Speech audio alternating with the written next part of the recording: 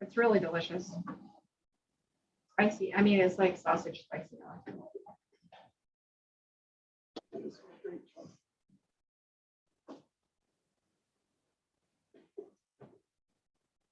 Are we recording, Ryan? Are we It's really good. started? I've started the live stream. I haven't started the recording. Oh, okay. But I'm headed there. We're ready to start. No, I just saw live and I thought, oh. Yeah, be careful what you say, huh?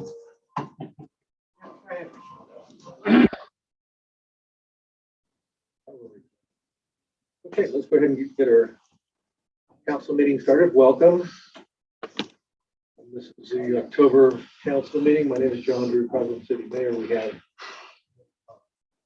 all of our council members present. Councilmember Heck, Beth, Seeley, Kirk, and Paulson. Welcome all. We start with the Pledge of Allegiance, and immediately after that, we'll invite someone who wants to offer a prayer or thought for this evening from the audience, from the staff, or the council. Let's go ahead and start with the Pledge of Allegiance. I pledge allegiance to the flag of the United States of America and to the republic for which it stands, one nation, under God, indivisible, with liberty and justice for all. If you'd like to offer a thought for this evening or prayer, raise your hand. Councilmember Steph.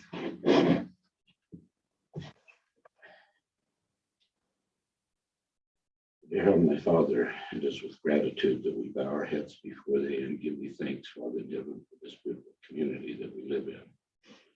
Give Thee thanks, Father in heaven, for the government of this community, for the freedoms this community offers us. And we're grateful, Father in heaven, for the citizens and the participation of the citizens and the concern the citizens have for the welfare and well-being of this community. Father in heaven, as we as a council and mayor assemble this evening to discuss issues, pray humbly that we might have Thy Spirit give us guidance and direction. We may make wise decisions that will benefit our community and benefit the land that our community encompasses. We are grateful, Father in heaven, for Thy Son, Jesus Christ, and we close this prayer in His name. In the name of Jesus Christ, amen. Thank you, very nice. Brent, thank you. So we'll go ahead and review the minutes for the September council meeting, September 15th. Hopefully we've all had a chance to review the minutes. I don't have any changes or additions. Can I call for a motion? Make a motion that we approve the minutes from September 15th, 2021. The motion from council member Seeley. Do I have a second?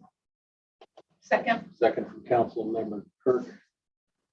Discussion, anybody find anything they want to change or amend, clarify? Okay, don't hear any comments, so can I call for a vote? All in favor of approving the minutes? September minutes, September 15th council meeting.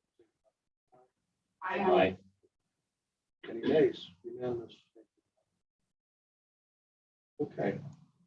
Public comments.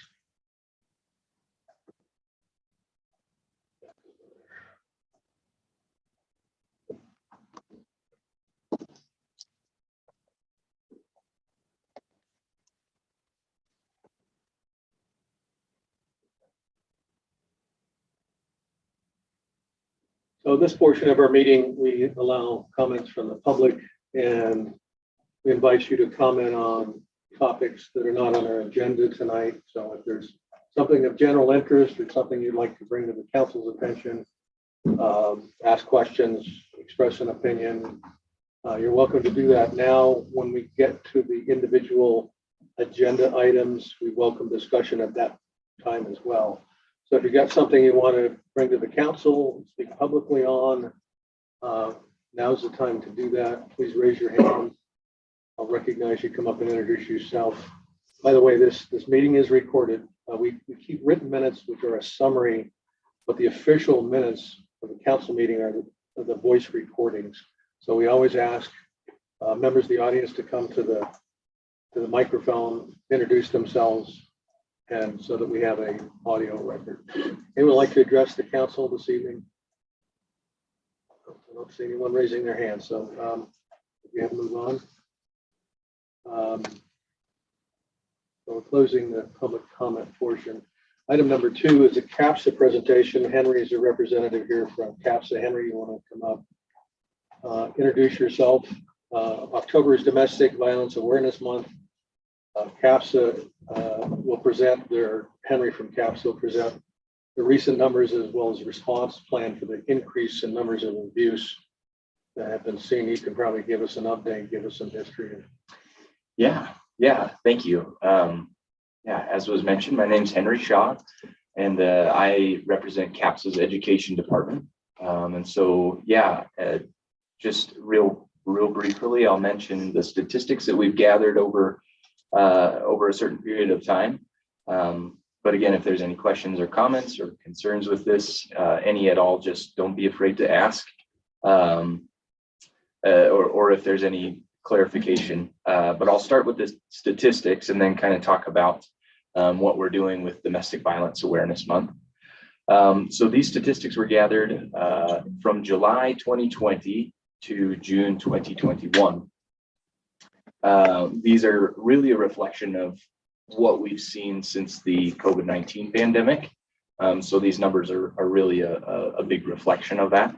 I don't have a side-by-side comparison with the last numbers that we have for that measurement, but I'll read these numbers and kind of talk about what we've observed since the last time we've gathered statistics. So I'll start with 1,670 individuals served total, 8,392 crisis calls answered, 284 clients sheltered in our emergency shelter, 1,465 individuals helped through casework and advocacy, 424 therapy clients, and then 67 families housed. So when we talk about the families being housed, that's namely in our transitional housing, so Independence Place or Independence Way. Survivors of abuse are able to take their children with them if that's something that they need to do. As was alluded to, we've been increasing and bolstering our efforts to kind of stay on top of these numbers.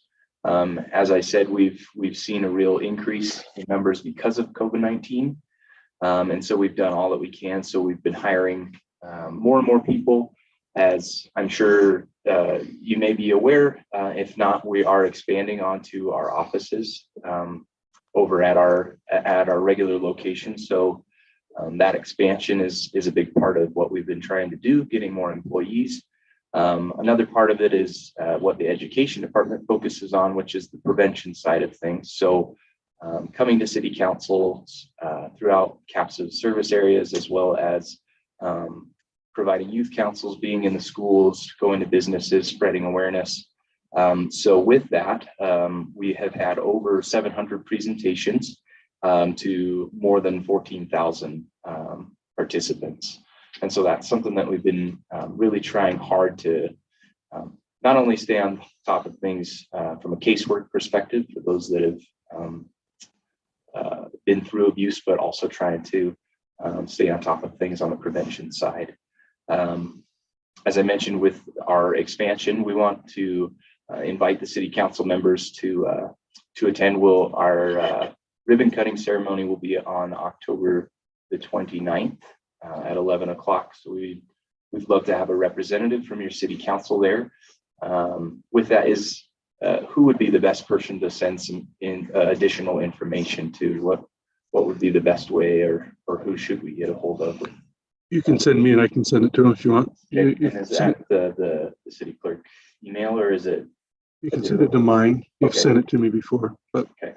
you can send it to me. It's fine. Perfect. Yeah, we'll just have additional information and we'll get it sent on of times, as well as we'll be doing open tours as well, and that'll be an opportunity for people to ask questions and things of that nature. Were there any concerns with that, or anything that I can clarify with those numbers, or anything? Yes. What did your expansion include? Did you build more homes? Did you build the front office or both? So I'm not entirely sure. I'm fairly new to CAPSA, so I'm still figuring things out. But from my understanding, this expansion has really been for building additional offices for the additional employees that are going to be coming in. So I'm one of those, right? Currently, our education staff works off-site. We work in a different building. And so we'll be moving back into the building once that expansion is done so that we're all able to be in one building together. I do think that we are working on additional housing, but I'm not sure on all the details on that as well. You don't know if their property has been built out in the back there. I don't know. No, I'm not sure on that. What's the address of that? I don't know the exact address. Part of that is the confidentiality. But we'll make sure that we're able to kind of get people the information through the email that we send. And be able to make that. Anything else with that? Any other questions? So have you noticed that the nature of the calls coming in has changed during that time period versus previous 12-month time window? I think so. So because I'm not on the casework side, I don't always see it, but I've had a good chance to talk with and work with the caseworkers and the therapists there at CAPSA, and they've definitely talked about just noticing that increase and just noticing that there's just a lot more calls about just, hey, can I get some additional information because I think something's going on. I was at another city council and one of the council members asked us, are these numbers that we're gathering a reflection truly of the COVID-19 pandemic increasing those numbers, or is it the fluctuation of population and people going in and out? I didn't have an answer for him, but luckily one of the law enforcement representatives was there, and he was able to confirm. He said that even they were getting an increased number of domestic violence calls. So that's something that they've been picking up on as well. The domestic, if someone know a domestic violence situation, how's the best way to recommend that person get in touch with that? Yeah, great question. I would say it depends on each of the situations, and depending on how much you know. My recommendation is that if somebody is willing and ready to move forward with getting services or getting in touch with resources of any kind, that's the time that you would go. But we recommend that if people know that that violence is occurring, or that something has happened with if there's lethality involved, that the police would be the people to reach out to first before CAPSA. Do the police then make a recommendation to CAPSA for the taking in of an abuse situation? Yeah, so that's something that's really great. Our caseworkers are amazing about building connections in the community, and so to answer that, yes, we a lot of law enforcement will work very closely with our caseworkers, with our advocates. They'll call up, especially there's what's called a lethality assessment protocol. So if an officer knows that a situation is serious enough, if they've been the victim of a very of something where the intent was to cause further harm, or they did actual harm, or whatever it is, they're able to kind of ask them a series of questions, and then they'll get them in touch with the caseworker. So yes, law enforcement is working very closely with us as well to connect people. Yeah. Council, any questions? More questions for Henry? Thank you. Thank you. Thank you, Henry. Appreciate what you do. Yeah, thank you for allowing us to be here. And yeah, we'll get that information to you and hope to see you there. So thank you. All right, let's go move on. Item number 3, we have a request for an exception. Providence City Code 11-1. Providence City Council will consider and may take action on a request by Paul Gibbons representing Shoreline Estates 2021 LLC for an exception to Providence City Code, which limits a cul-de-sac to a maximum length of 600 feet. The applicant is requesting an 819-foot cul-de-sac in the Shoreline Estates Phase 2 and 3 development. This was before the Planning Commission on October 13th, where it was motion to recommend the City Council deny the request. So the vote to deny Bob Perry, Kathleen Alder, Michael Fortune, Rowan Cecil, and one abstention, Brian Marble. Scarlett, you want to give us an intro to this? I think we have the applicant here. Yes, Paul is here. So phases 2 and 3 are part of the overall plan for the Shoreline Estates subdivision. And when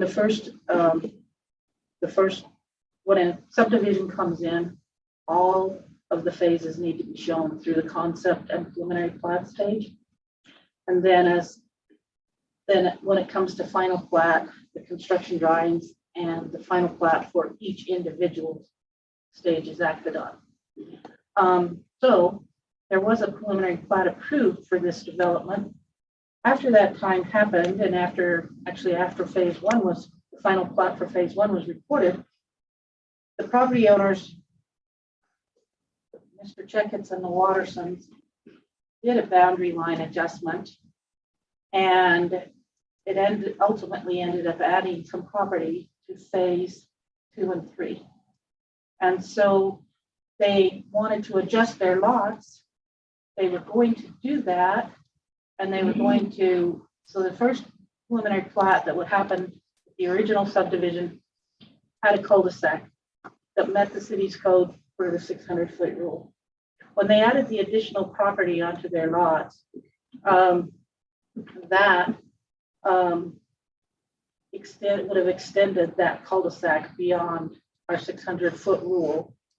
So their first plan was that they would,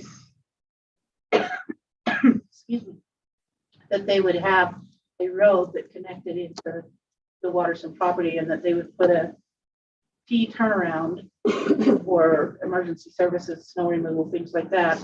And that would be on the Watterson property. At some point, it was determined that that wasn't going to work out so well. And so that left them back with the alternative, or put them back in the cul-de-sac mode. And a couple of things to keep in mind. We do like to have connectivity among our streets wherever we can. We want to have good traffic flow for all of the residents. We did work with Logan City in the very, very early stages, actually, of the Little Baldy Place subdivision, more particularly when the Hollows subdivision came in. And when we worked with Logan City, their preferred route to make sure that we had connectivity was for their Gibbons Lane to connect with our Sarah Street. And if you look at page 3 of 4 in the staff report, you'll see where there's a red circle indicating that. And then east of that, you'll see a smaller red circle, and that's where I said Gibbons Lane and it's Gibbons Parkway, I apologize. That smaller circle is about the approximate location that this cul-de-sac would have been a connecting street into the Watterson property.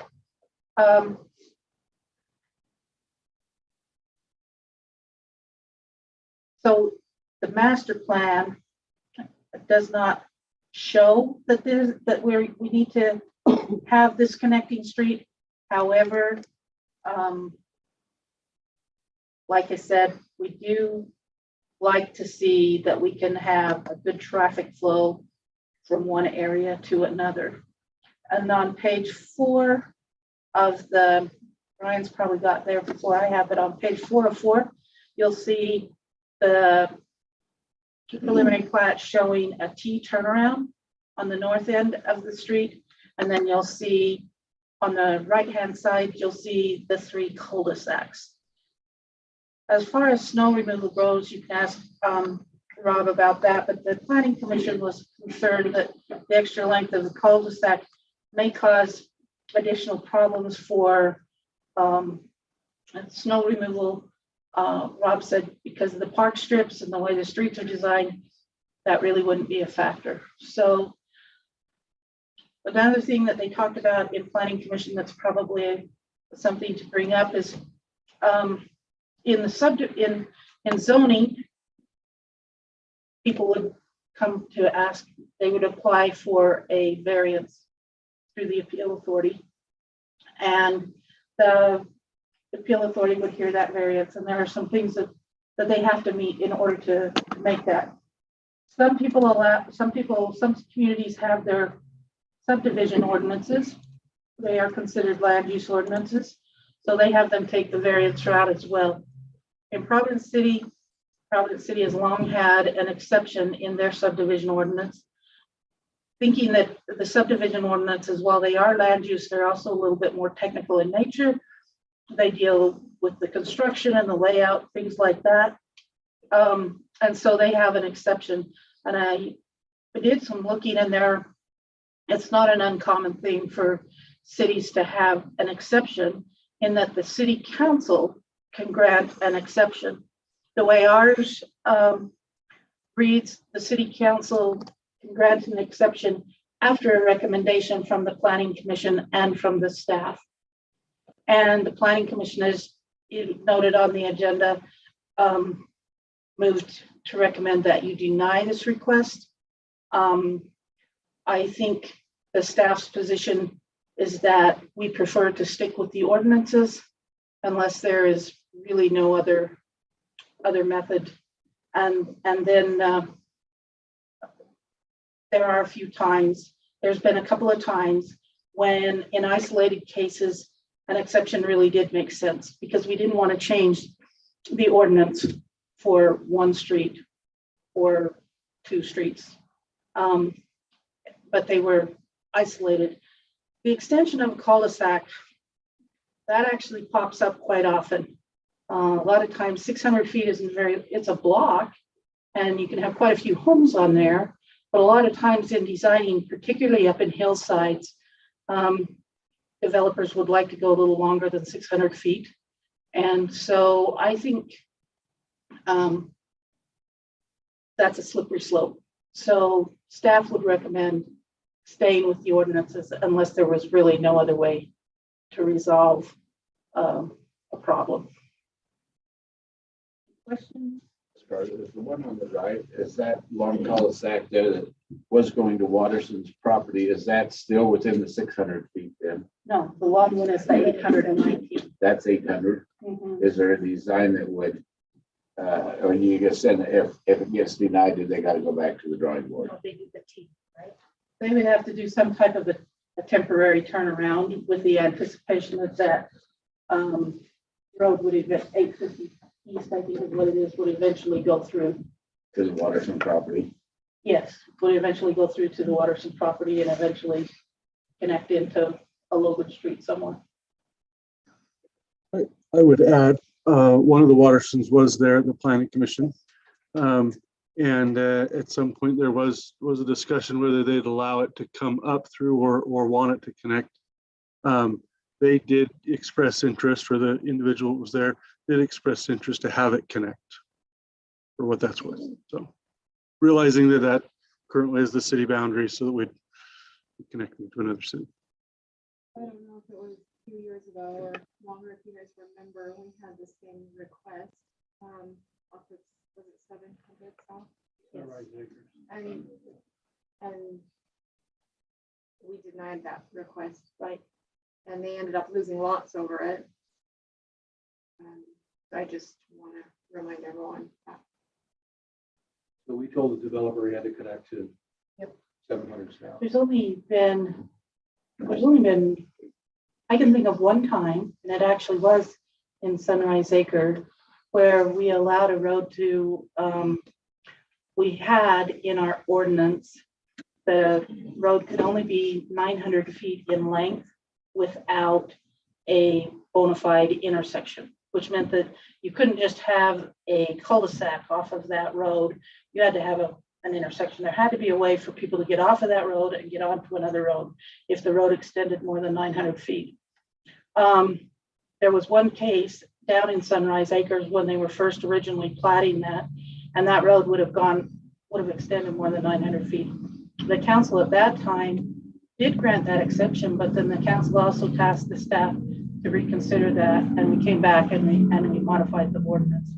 So I do know of one time that the council has given an exception. I think there was one other time, and I apologize, I can't remember what it was, but it seemed like there's been 2 times that I can think of. And Brett, maybe you can remember when the other time was. I don't remember how long ago it was even, but It wasn't in that same subdivision because they wanted a T going west. And that south of that Sunrise Acres, wasn't that also a part of that at the time? They wanted, they wanted a cul-de-sac at the end. Right, and then there was, The option was a T going either east or west. yeah. I thought it was going west. So Yeah. it was probably the same. But anyway, we made them connect. We did allow the length of the road to extend, but we did make them connect to 700 South. And then we did go in and evaluate that ordinance. So my thought is if you really do feel like an exception is an important thing and that, then maybe we need to take a strong look. But again, 600 feet, 800 feet is a pretty long stretch. So. Kind of legal ramifications we have, but now we've got an exception where we didn't on 700 South. Well, each case is looked at Yeah. separately, and I think there was not a road now, but at the time that we were in those negotiations, we were assured that 700 South was a street. So there was no, it wasn't like there wasn't a place for that extension to go out on when we denied that. So where this one, and as Ryan did say, we did have a representative from the Watterson family here, and they were amenable to having the road connect, not so amenable to having part of that connection on the property at this point in time. So, but I can let, and the design engineer, Steve Earl, has also just walked in. So Paul Gibbons and Steve can speak to their desires and why they feel this is the best way to go. You have any other? Yeah, in your presentation, Scarlett, you said it seems like, particularly in the hillsides, you've been seeing requests or developers like you. I was curious why that was. Part of it is, in fact, we had this discussion a little earlier today. Part of it is because some of our codes, when we establish certain grades on a street, so a street cannot be steeper than 15% for more than 150 feet. And so in order to meet streets like that and stay within the grades, sometimes trying to connect 2 streets, if it's an east-west connection, sometimes exceeds our grades. And so we're kind of, it's mainly east-west, but challenging. this is a north-south. Yeah. Yeah. Yeah, but mainly an east-west connection. So sometimes, because they can't make that east-west connection, they want to opt for a longer cul-de-sac.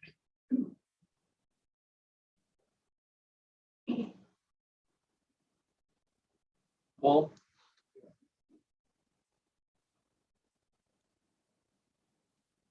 Paul, you want to introduce yourself?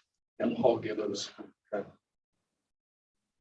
I think Scarlett did a good job. I think generally I would say the Planning and Zoning Commission, I think Joe Chambers did a pretty good job at that meeting articulating the fact that he felt the Planning and Zoning job was to basically stay within the code and not consider really any exception outside the code. And I actually feel like he swayed the Planning and Zoning their vote on that. Like I say, he did it. Hold on a second, Kathleen. I'm looking at the item number 3. I'm looking at the vote, and Joe Chambers is not listed as. It's a non-voting. having voted, so he was a non-voting He's member. not there. So, just the one thing, I think Scarlett probably is better positioned to speak to, and I don't know that it matters, but I think she's probably better positioned to speak to whether the sewer and water terminate there. The north side of the cul-de-sac is the city boundary. And so you have a natural termination there for those services, if I'm correct. I'm going to defer to our Public Works Director since he's, oops. I'm going to defer to our Public Works Director. He actually would be better to speak to that than I would. I haven't been very involved in this situation. I wasn't at the planning and zoning. Sure. Or not zoning anymore, No right? zoning Just anymore. planning, but I wasn't at that meeting, but looking at it and the Waterson property is still not part of a municipality, correct? No, it is. Oh, it is Logan. Mhm. Waterson property is in Logan. So yeah, water and sewer would terminate at the end of this road, which I call 850 East. So the water and sewer utilities would not be able to continue into another municipality. Therefore, Logan's would have to accommodate the Waterson property. Okay. A caveat to that would be unless there is a boundary line adjustment, which we have been experiencing in a few different areas of town. So that is true of the current boundary. That would be what we'd plan for. We've also seen where we've come up against Logan over here, put a meter in and metered sewage going through and had connectivity of water for intercity connection with Sarah's and Adams. So there's possibility of working with Logan City. Logan City actually disconnected that and they don't want any connections to other communities. Well, what some stops. I know, right? A lot of effort into that thing. They worry about pressure issues. If there's a valve starts to fail, whoever's got the higher pressure starts giving the other But community sewer water. wouldn't be an issue, but With sewer, we don't have that scenario where we meter both our connections into Logan. And so we deposit all of our collected sewage through those two meters to her. you got a meter over here. Is that still one over here on? Correct. Yeah, the small, And it's our meter going into Logan. If they came our way, would they meter and pay? I mean, it's all going to the same spot. that's kind of a loaded question with a lot of different variables when it comes to how we would work that, Okay, we'll because we throw don't that have out. that Forget scenario as of yet. We've never had We won't make that decision. another city coming into us yet. Don't. Thanks for that clarification. I think it's important to note that Scarlett went to the people who are going to be pushing snow. I don't know what department they were in the city, and they felt like there would be no problem with the longer cul-de-sac. It's also important to note, I just want to be super clear that we received prior approval from the city on a preliminary plat with cul-de-sac. So Of this length or? not shorter? this length, but shorter, but seems like the conversation has become, well, we really want a through road or whatever, but they've previously approved. We always want a through road. Of course, yeah, we get that. So, Joe, in his commentary, didn't understand why 600 feet. And it seems like no one else does either. It seems like an arbitrary number of a block. So I just offer that up that if he didn't understand why it wasn't 900 feet or something like that. So I thought that was relevant. There are other non-conforming cul-de-sacs in the city.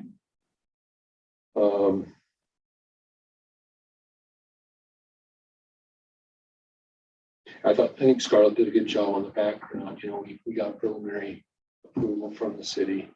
We were planning on that, and then we were able to negotiate with the Watersons. Not only the boundary line between the two properties, but we've met with Logan City, and they've agreed that that's the municipal boundary line as well. concern there. So anyway, just those are the thoughts that I have.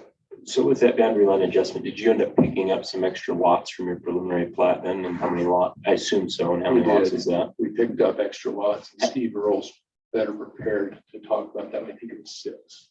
Okay, so you had a preliminary plat approved with a conforming roundabout, and then Cul-de-sac. cul-de-sac, you had a boundary line adjustment, and we're able to add 6 lots, and now we're looking to have that same roundabout that you have. But excuse me, thank you. You say roundabout. Yeah, sure. Hope that's not the case. Okay, I think I understand the issue that.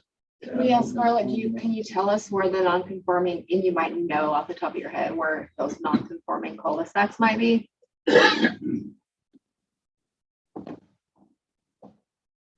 Actually, some of them are conforming because there was a time when we did not have a cul-de-sac length. One of the things we kind of held our hat on was the fire code, which limited the number of homes on a single axis. And we ran up against it. Actually, it's the one in Eagleview.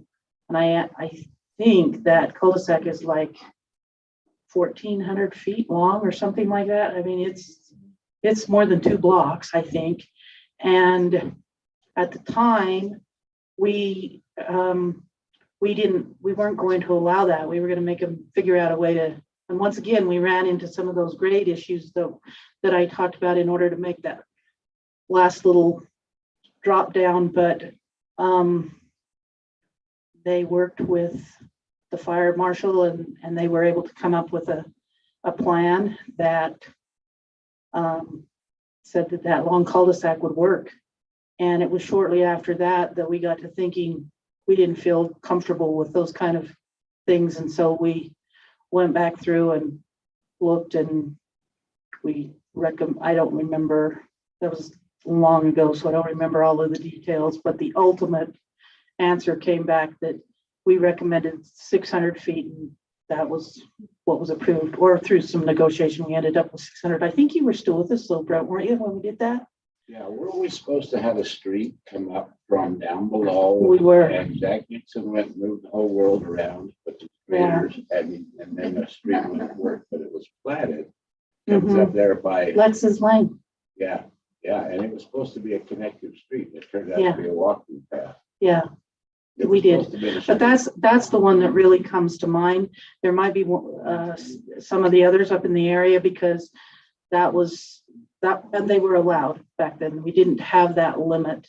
But after seeing that they could go for as long as 2 blocks, and that's a lot of people, and we just decided that was not the direction we wanted the city to go, was cul-de-sacs. So That's interesting. Like I say, is it an arbitrary number, 600 feet? What's the difference between 600 and 800? It's just interesting to me. I mean, 200. 200. Anyway, So part of the answer, I think, is not just the length of the cul-de-sac, but the fact that we like streets to connect. It's far more efficient in moving vehicles, pedestrians, safety. Thank you. and snow, cul-de-sacs and snow are not great. Right? right. Especially downhill ones. Now, this one wouldn't be a downhill one, but that Eagleview and Vaughn's Way, is that the one that has the downhill cul-de-sac? So I've got a question for the petitioner or the applicant or Okay, something. thank you. Is it fair to say it was your expectation when the initial plat was approved with the cul-de-sac that this revised plat with a cul-de-sac would be approved because it was not dissimilar from what you had initially applied for? Very similar. That's your. Were you aware of the code Yeah, we're restrictions aware. when you applied, or did this? You're aware that there was a limitation on I mean, we're the cul-de-sac? one that, I think we're the ones that put it forward. So you could go back maybe to the picture of the proposed cul-de-sac. We've got preliminary approval for the cul-de-sac, and realizing that the city likes cul-de-sacs and everything else. We don't know. I mean, We made us shorten that cul-de-sac up and have larger lots at the end. So that's, if we get denied, we have a decision to make. And so, I mean, we like cul-de-sacs. We think they're beautiful. We're not hugely excited about a hammerhead up there. And so we think this looks great. We think it's awesome. But we understand there's the city code and concerns and all that type of thing. So.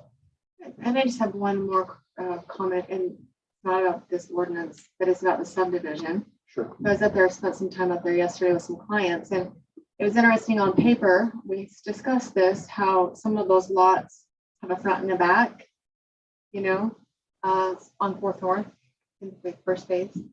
Okay. You know how, like, on top, that's where you build your house, but then the backyard goes all the way down to the street at Spring Creek, right? And my worry, I think your subdivision turned out great. It's not mine, by the way. Well, anyway, what I'm saying is my worry from a city perspective, and I don't know how we're going to deal with this, when a homeowner buys one of those lots and realizes that they've got to shovel the sidewalks, clear down those steep hills. I don't know what we're going to do about that. But I mean, it's a steep grade. I see why they needed to do it, and I'm not opposed to it. It's just the city's going to have to do something when we get permits or when people move in there so that they're aware, because that's a lot of sidewalk that will never get shoveled. You're talking right on Spring Creek Parkway or? Right where 4th North, the homes would be built on 4th North, right? Like lot number 19 and 20. Well, we'll do that way on So both 19 and sides. 20, isn't that on the cul-de-sac? It's pretty flat up there. But the lot Yeah. goes all the way down Right. to Spring Creek. Oh, you're saying that their backyard, they Yeah. wouldn't shovel the backyard? Yeah, Oh, yeah. just all along that that's an whole issue, way. yeah. So it's something that us as a city, we need to make sure that citizens that buy in there know that. Yeah, I get you. And on the other side, you're probably gonna It have, would be the same. you're gonna have the same thing along Spring Creek Parkway, although, you know, if you look back into those cul-de-sacs and those very desirable lots and, you know, with excellent, you know, street and sidewalk frontage. So anyway, thank you for your consideration. Appreciate it. Any other questions or? Just one quick. So if we say no to the cul-de-sac, then there is a good chance we still would not have any connectivity with that road. Yes, that's accurate. Again, if it was me, I probably would, just me, I'd probably, you know, be a little more willing to look at it. But I've got a group of investors that I gotta look out for and consider, and they know they have preliminary approval, so yeah, that's a very real consideration, something we'll have to take into account, but we do know we have the preliminary approval, so.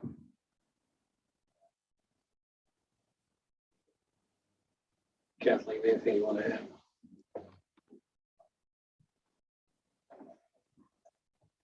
Kathleen Alder, Chair of the Planning Commission. I have one other concern, and that is that it's up against the mountain. If we have a fire, that's exactly where a fire is going to be.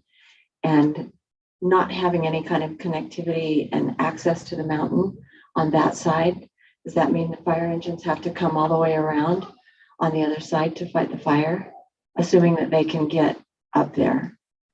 And so that would be a safety issue to not have that connectivity and not have that access to the side of the mountain where there could very likely be a fire.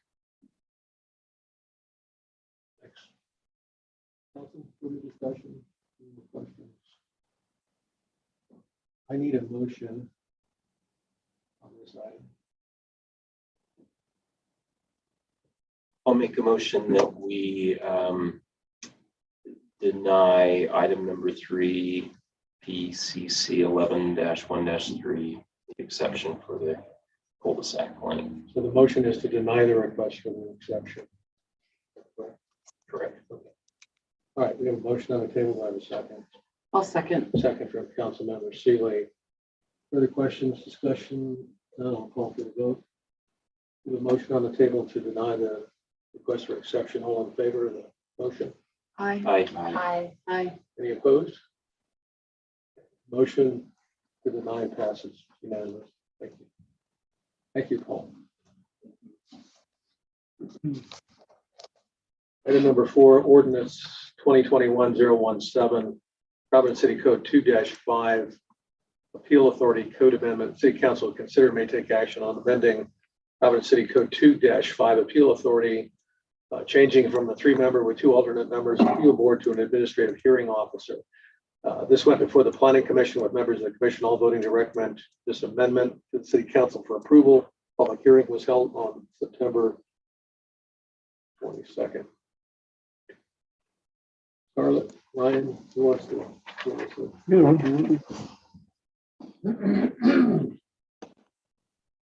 So I'll introduce and then Ryan can chime in as well. But even though this says Title II, the appeal authority is under the land use code in the state code. So it is considered a land use ordinance. That's why it went through the Planning Commission and have the public hearing there. The state code allows cities some leeway on how they want to set up the people that hear the appeals or the variances. And you can certainly do it the way we've done it. You can certainly have a multiple member board or commission or authority.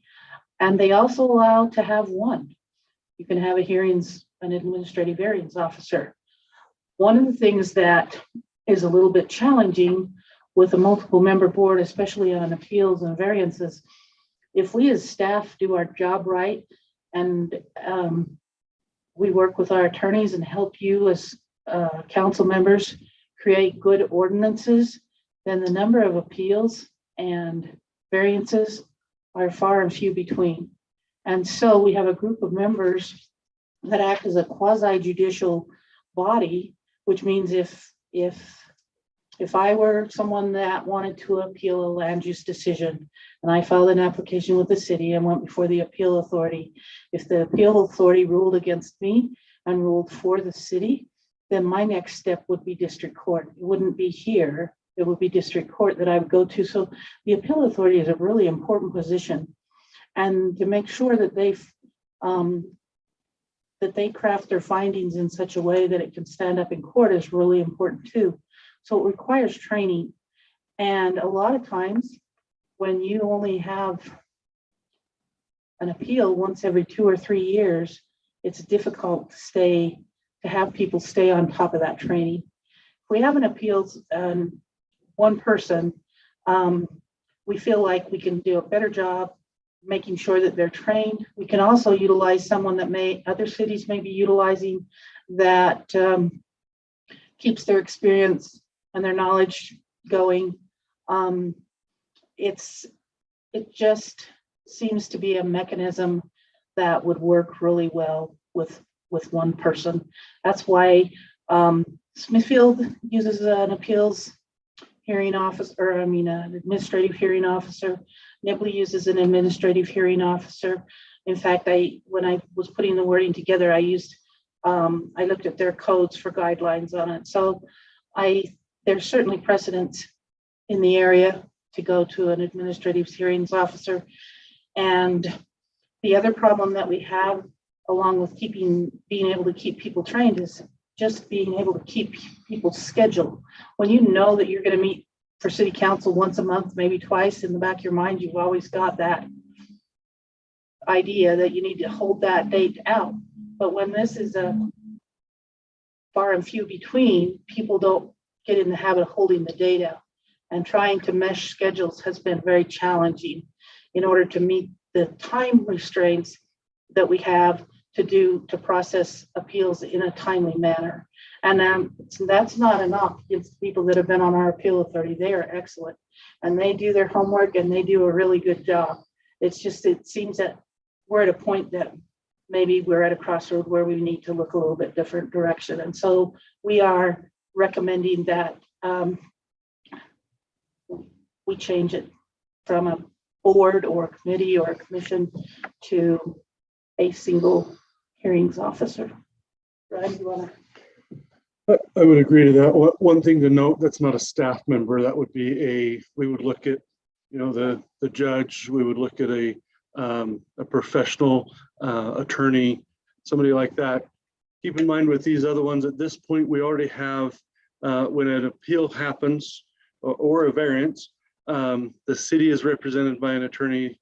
Then we have the authority represented by an attorney, and then the applicant can also be represented by an attorney. And so it becomes quite a cost and quite an administrative process. We do feel like that it would streamline the process to be able to have somebody that is consistently doing other appeals and variances for other spots. A lot of that is dictated out of state code. Our own code is relevant, but state code dictates the variances and a lot of that. And so it is very state code oriented. And so somebody that's in that ongoingly, be able to keep that training up, and as Scarlett said. So anyway, that's what we took it. We said, how do we make this streamlined process? Planning Commission has looked at it and gone through it. And so we're recommending it to be approved. So anyway. Question.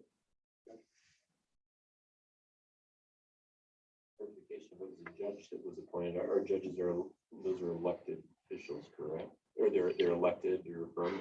So we could appoint Judge Funk to that. The council, the mayor would come decide on one of those, and it would be an appointed position. Well, correct. The appeal authority, Right. authority would be appointed. I'm just verifying that. I frequently, I'll be honest, I'm one of those people who doesn't know all the judges when I go ahead and cast my ballot. Right, Other right, and people you- may know the same way. Right. But I'm assuming that judge is Reaffirmed that way, yeah. But it wouldn't necessarily be a judge or our judge. Wouldn't have to be, no. But We have someone in mind. Is it going to be as needed? it can definitely be as needed. So who We- decides that the mayor's decision? That would be the mayor appeal? to appoint with advice and consent. So I think that's how it's written, is mayor advice and consent. So you would appoint, and you could appoint more than one, so that if there is you have a minimum of one and only one hears it at a time. But say you appointed, well, let's say we appointed Craig Smith firm. And so there's Smith and Harvickson. And if we appointed their firm as the hearing officers, we could do that. And then if Craig had a conflict with the issue, then his partner could take the conflict, and you could employ that kind of a process. So.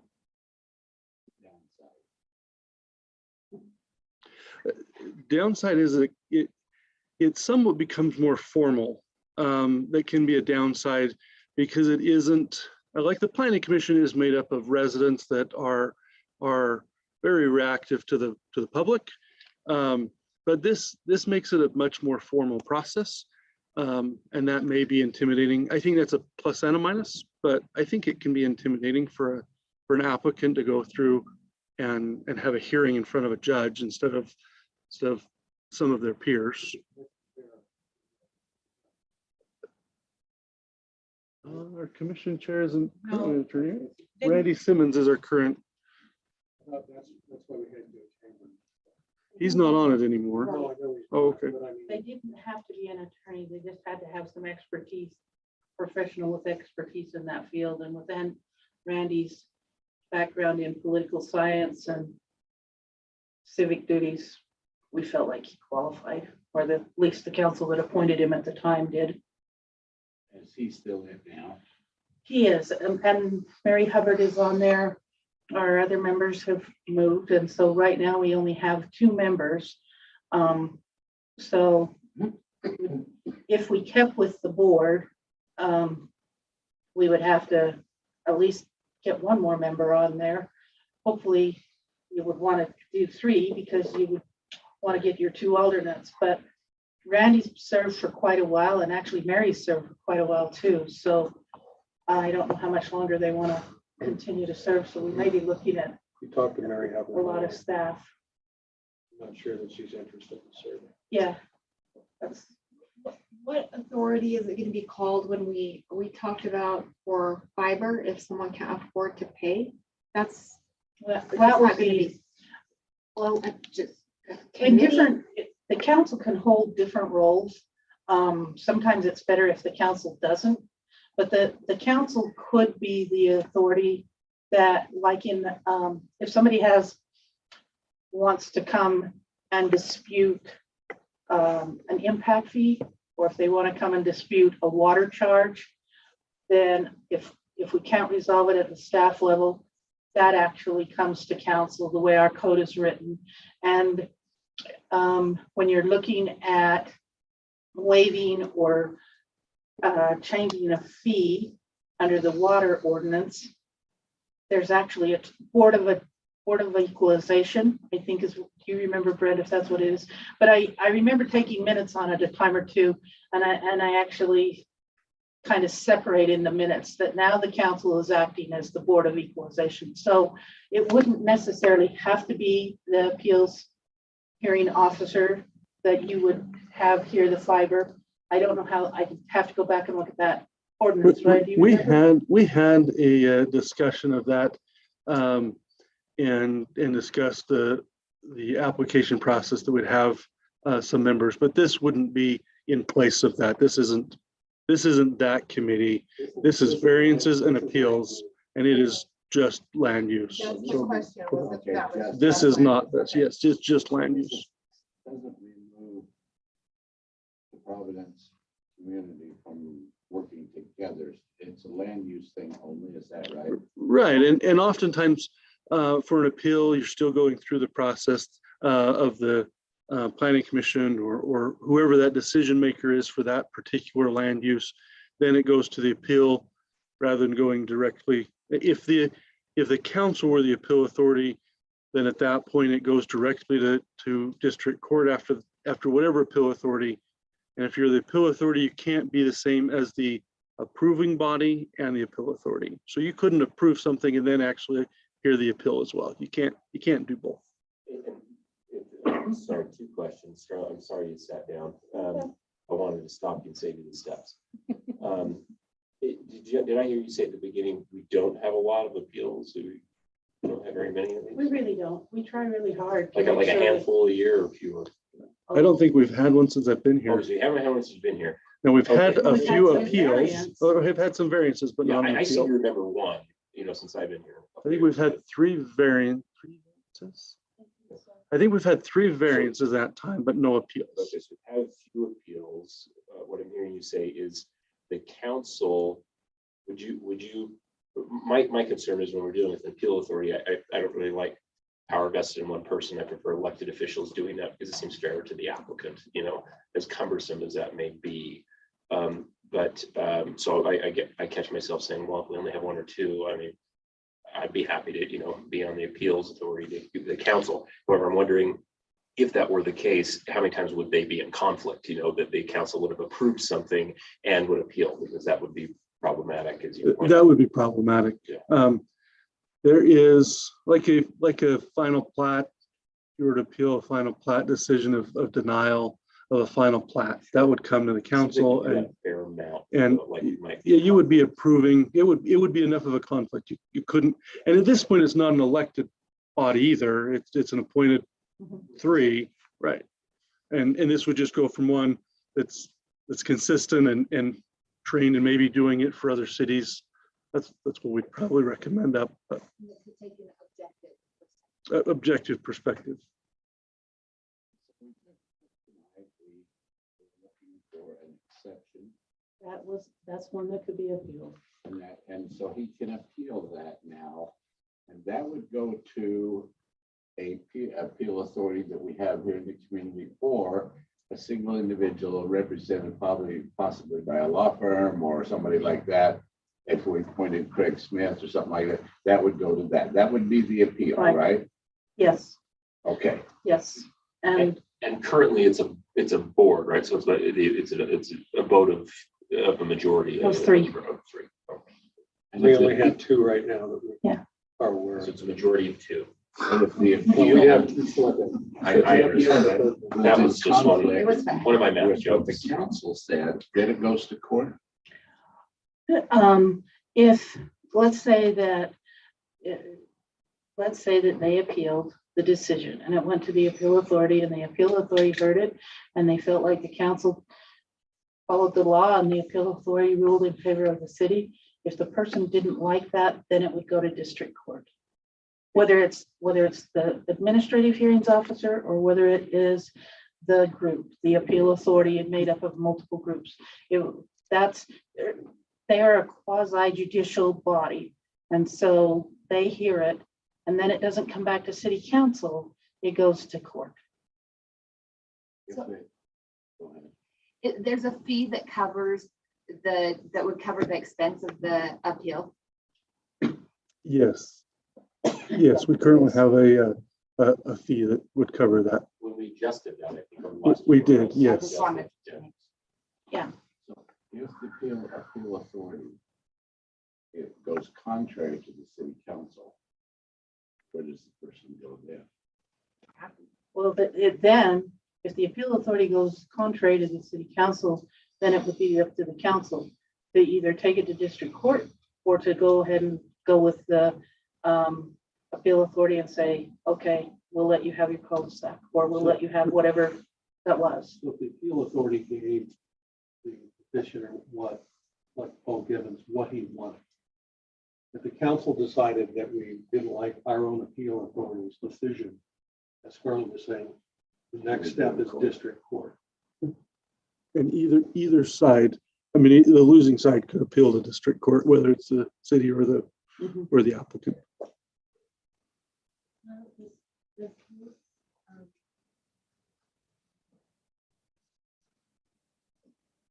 Kathleen Alder, does this fall under those, is it 5 things that it has to have in order to go to appeal? Now that's a variance. A variance. Yeah, this just falls if the person feels like the decision that was made by the body, whether it's the planning commission or the administrative land use authority or the city council, if the person feels like there was an error in that decision and that the ordinance really would allow them to do what they want to do and they can prove that they're justified in wanting to do that, they can go ahead and appeal and see where they go. Now, Scarlett, to modify to answer hers, this does both, takes the appeal authority, because the appeal authority is what was hearing the variances, and it does allow that to be heard through the same process. Yes. But, so yes, it can be, but an appeal by itself is as Scarlett described, but variances would go through the same process. So the code, this change would send variances through the same, but it doesn't have to be the same person. It can be a different appointment. I don't know that we'd recommend that, but it could be, and this would allow for that, but. You could have a hearings. So how do you do an appeal variance? You don't appeal the variance. If it gets denied and they want to appeal that? That would go to court. Yeah. So you could appoint a person to be a hearings officer for appeals, and then another person to be a hearings officer for variances, is what Ryan was saying. You don't have to have the same person do both. But in Providence, we chose to go with the board, but we chose to have the board do both, hear both variances and appeals.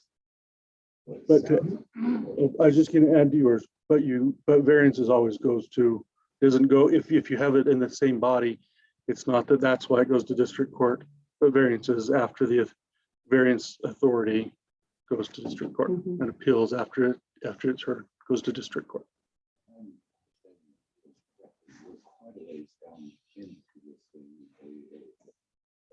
It probably would be good to have somebody just a different perspective look at it, but rather than within the community, because you already dealt with the community.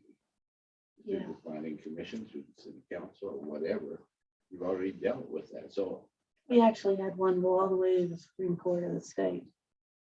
Providence did. I know, I got comments. I got Kevin's on the project. I was doing all the way to the Supreme Court of the state. But because we were very careful in our duties, and that's why it's important to have people that understand the magnitude of the responsibility they've got and keep up on their training. We prevailed in that, but a lot of it was because we took the time to have attorneys advising our activities and stuff, and to make sure that we were being fair and just. And so, yes, an appeal can go quite a ways, but even to get to the appeal takes a few steps. It's been through some stuff to get there. That helps me. Anything else, Josh? Oh, no. Oh, you were trying to save steps. You can. Maybe seated. You've done saving yourself. I'm ready to make a motion. Okay, we need a motion on item number 4 to amend the city code relating to appeal authority. I have a motion from Councilmember Kirk. And Can the I just motion state it? is, That we approve the ordinance 2021-017. I have a motion to approve ordinance 2021-017. Do I have a second? I'll second it. Second from Councilmember Smith. Further discussion, questions? Don't hear any, don't see any. If not, I'll call for a vote. All in favor, signify by saying aye. Aye. Any opposed? Nay. We have 4 votes in favor. We have 1 nay. Councilmember Paulson votes 4-1. Ordinance passes. Okay. Anybody else want to take a break? Yeah. Can we take a 5-minute break? All good with that? I need a motion. This is unusual. I don't mean this early. Yeah. Is Go it ahead. 10:30 yet? Go ahead. Either you get the men's room or Josh, get it. do not speak too soon. I've seen the agenda. I'm pretty sure. Yeah, I've got Little Caesars on standby. We do continue to live stream through breaks at that point. So watch what I say.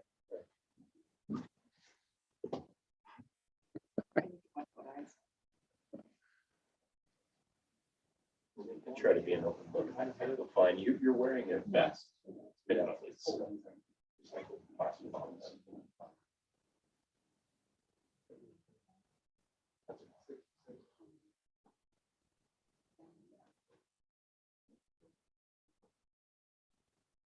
Christine, do you really have the same mugs? Yeah. Just wondering if it's. They're the best mugs. You Is get it them at trending? Walmart. Is it a Walmart mug? They're the best Walmart mugs. Yeah. We realize you're streaming and you just gave Walmart like what? That's funny. Good thing I didn't drink out of his mug. This is a little girly. You and Christina had matching mugs. Did we? Yep. Or No, cups or- Don't drink out of mine. You might not know what's in there, Brett. You might not know what's in mine. Remember, I was out in Colorado. Hopefully neither of them are a little spicy. I thought the whole week was bigger. Still live streamed. Did you buy yours at the same place I do in Walmart? They're pretty good. Nice. Yeah.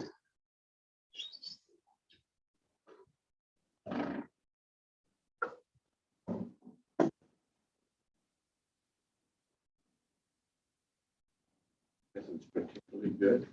Came from Phoenix. Has to keep things cold. Extra cool.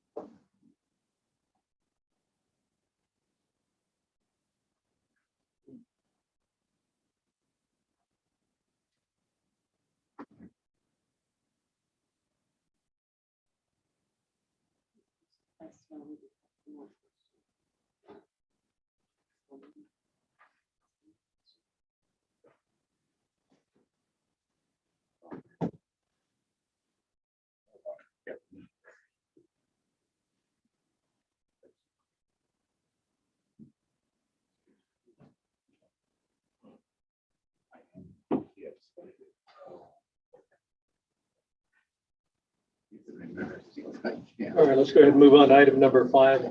See everybody's back. Ordinance 2021-018, Providence City Code 10-5 sensitive areas code amendment. Providence City Council will consider and may take action on amending Providence City Code 10-5 sensitive areas, changing from a conditional use to reviews through the subdivision development process, the building permit process, and engineering reviews. This went before the Planning Commission with members of the commission all voting to recommend this amendment to the City Council for approval. Public hearing was held on September 22nd. Scarlett, this is land use. Can I make a motion first, or do you want to hear from her first? We can discuss it as part of my motion. Whatever you'd like, I'll wait. Well, we've been asking. I know, yeah. But you Give us an first. outline first. Okay, all right. Sometimes the council's not too sure where they're going to go with this. So I usually try and get an explanation from the table first. I know it goes faster. Okay, a little bit of background. Conditional uses, I think, are misunderstood. And in this particular ordinance, I think this is one that kind of highlights that they are misunderstood. I think the better way, because it says conditional, many people think that the body that hears the conditional use request can deny it if they don't like it. That's not the case. A conditional use is a permitted use with conditions. You've already decided that the home can be built in that area.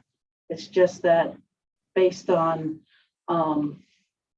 topography, they may have to do some extra engineering or something like that in order to make the home safe. But a conditional use is not optional.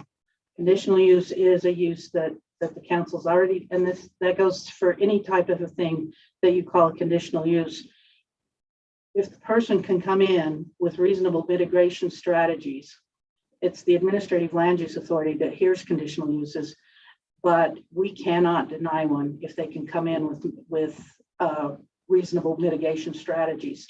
So that being said, there's a lot of things in the building code and in engineering reviews that we found as the Administrative Land Use Authority, we were doing double duty.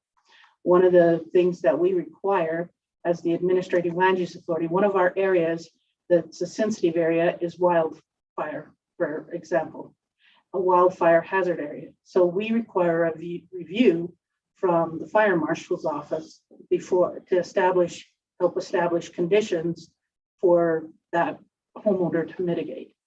Well, the fire marshal's office is going to establish those conditions through the fire code as a mechanism of the building code anyway. So for us to hear that is kind of an extra step. And keep in mind, one of the things the legislature has asked cities to do is to look at their policies and their practices and streamline what they can. The development community has seemed to make it loud and clear that we tend to slow them down. And so, which sometimes we do, but lots of times it's necessary because they're going faster than they can ultimately run. But that being said, we are taking an extra step here. When it's a landslide thing or a geotech thing, they have to prepare those reports for the building department anyway, in order to meet the building code. So we are kind of, we have 3 people that while we do our homework, it's Max Pierce, myself, and Rob Stapley, we do our homework and we get outside help, but we've got professional people, we've got trained building inspectors, trained fire marshals, trained engineers that are looking over this too. So we felt like that rather than have the administrative, we still feel like there's a place for the Administrative Land Use Authority to hear conditional uses and things on other items like uses, business uses that are in our use chart as conditional.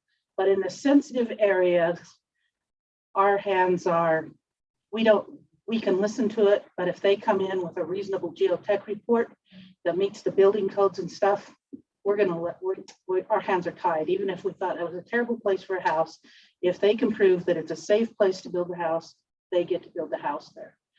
The other thing is the way the code is written, if they come in with their house and they get their house built and they think this is really cool, and then they want a detached garage on the same lot, we have to go through the whole same process again. Even though we've already determined it's okay for that garage, or I mean, okay for the house, we have to go through the same process again. So there are some things within this ordinance that when we first put it in, it seemed to work really well. But now that we've practiced with it and used it and become really quite adept with it, it's not working quite as well and quite as streamlined as we would like. So pretty much the onus of this is to take out the conditional use and make the ordinance more clear so that people know right up front what is expected of them. I did go through and look at state code. There are a few changes that I changed based on state code. Like we had crucial wildlife habitat areas, and I changed it to critical because that's the way the U.S. Fish and Wildlife Services, that's the way they termed it. So there are a few things like that that I did to make sure that this ordinance is more in harmony with state code. I looked at several North Ogden's ordinances, Wellsville's, North Logan, Smithfield. I looked at quite a few of them, and actually they're all pretty similar, and very few of them had them as conditional use permits like we did. When it comes to sensitive areas, they relied on professional engineers. So that's pretty much what this this ordinance does. That doesn't mean that we're walking away from other ordinances. Just because we've changed this a little bit doesn't mean that they still don't have to live up to the ordinances required in the floodplain. They still have to do that. They still have to meet the zoning codes. They still have to do all of that other stuff that they had to do anyway. It's just that it's removing that step of that public body hearing that conditional use. So one of the other changes that's a little bit different, we've had many people talk to us about the 30% slope. And there are a lot of homes that are built closer than 30 feet to a 30% slope that are built in such a manner that they're very safe and there's nothing wrong with that. That home is structurally sound. This does allow somebody within a 30% slope where before they wouldn't be able to, they would have to ask for a variance, which is almost impossible to get, which is the reason we want it that way, because we want the ordinances to be strong and be upheld. This will allow people, if they can get sound engineering that would allow them to do some kind of a really cool look over type thing and still have it be safe, they can do that. They don't have to stay 30 feet away from the brink of the slope. They could get closer. So that's one of the changes.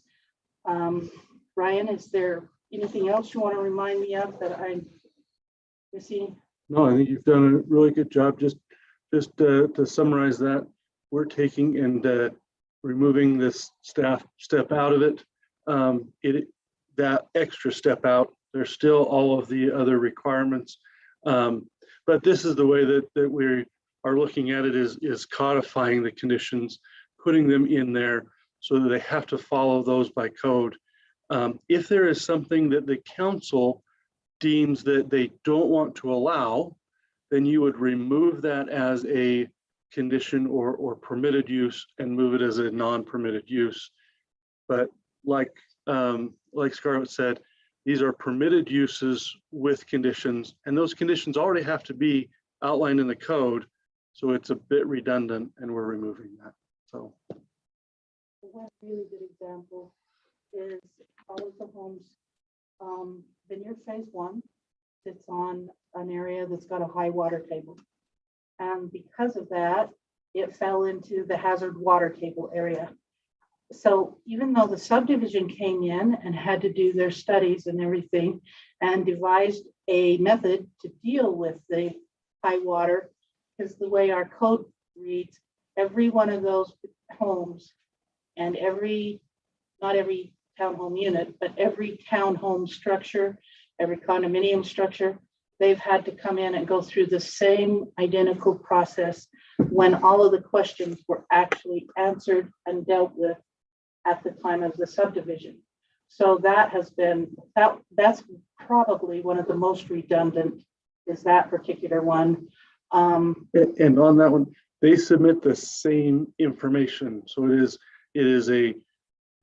is totally redundant on it. Another one we've had a few lately is pools in a wildfire hazard area. I mean, at that point, not going to catch fire, but it's a structure. It's required.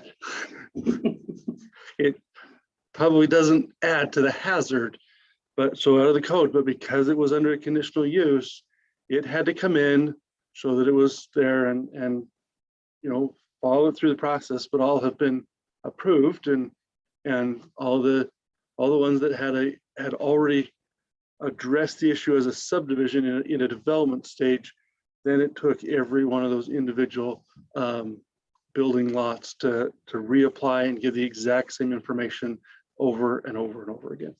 So I just want some clarification. You gave the example of Vineyard.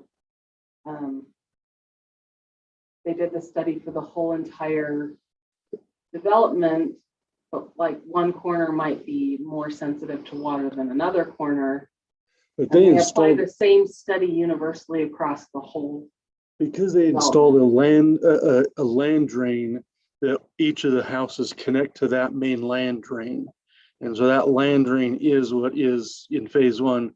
That land drain is the mediation for the high groundwater. If something like that in the conditional use actually doesn't mitigate the problem, does that open the city up for liability?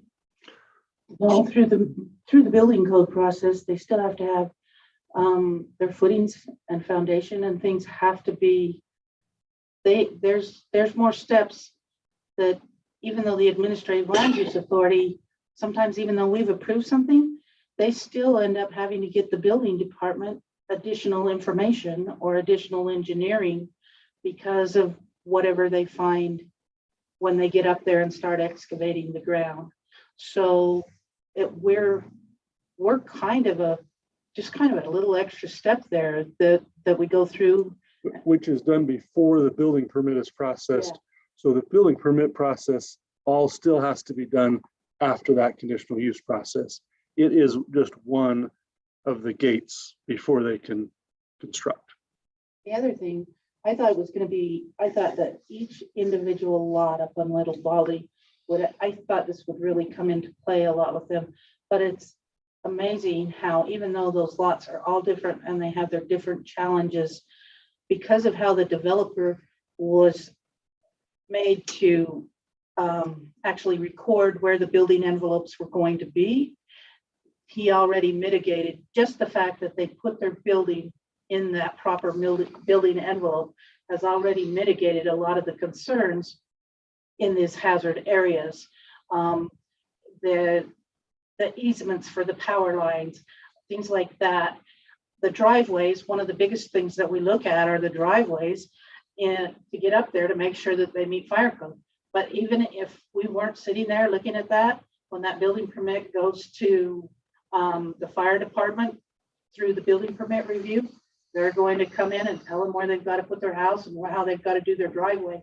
So we are kind of an extra step that's going to get resolved. The same outcome is going to happen whether we look at it or not in the end.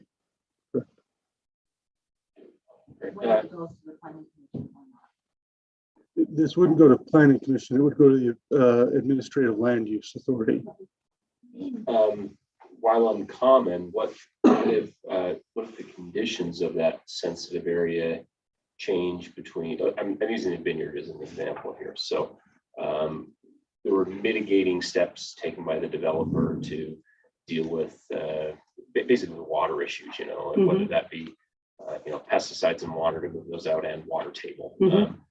As I recall, one of the things related to that ordinance has to do with the amount of property that is covered or paved, like a percentage of that, because if you change the pavement or you change the coverage, you can have more runoff, and hence the mitigating measures may not be as effective to the changed conditions. Are you following me here? Right. Okay, and I realize with the vineyard going in for the first time, that's unlikely, but I'm wondering, are there any cases in sensitive areas where the where one study applied later might not still be applicable because some of the hazard conditions have changed?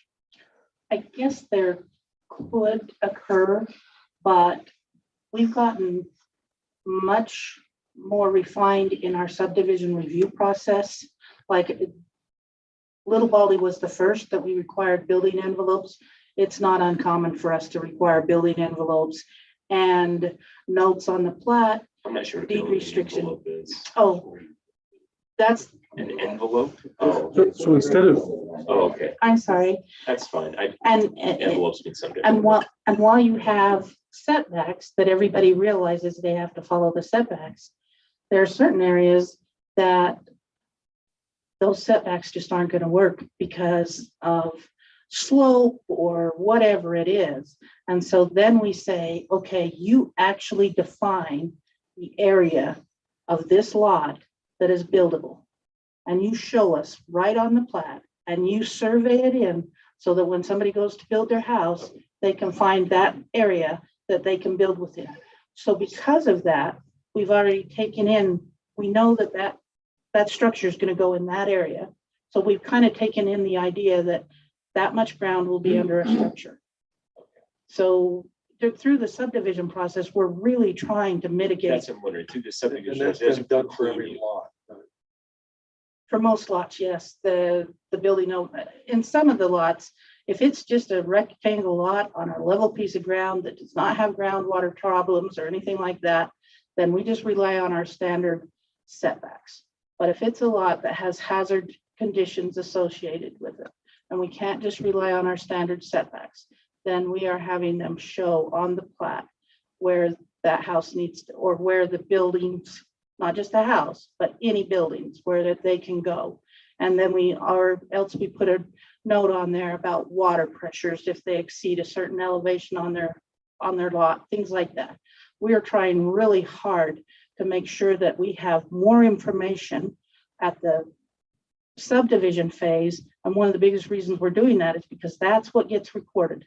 That's when people do title searches and things like that. Then they can find all this out. If you wait and you buy a lot and then you come in and sit down with the city and find out that you bought 3 acres and you can only use 12,000 square feet to put your lot on or your house on, all of a sudden you're really angry. So we're trying to get as much information out there to the people as possible.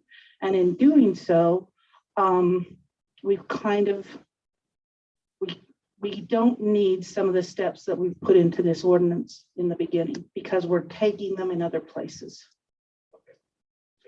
So I think what Council Member Paulson might be referring to is an event that happened subsequent to the approval, where a building envelope has been determined.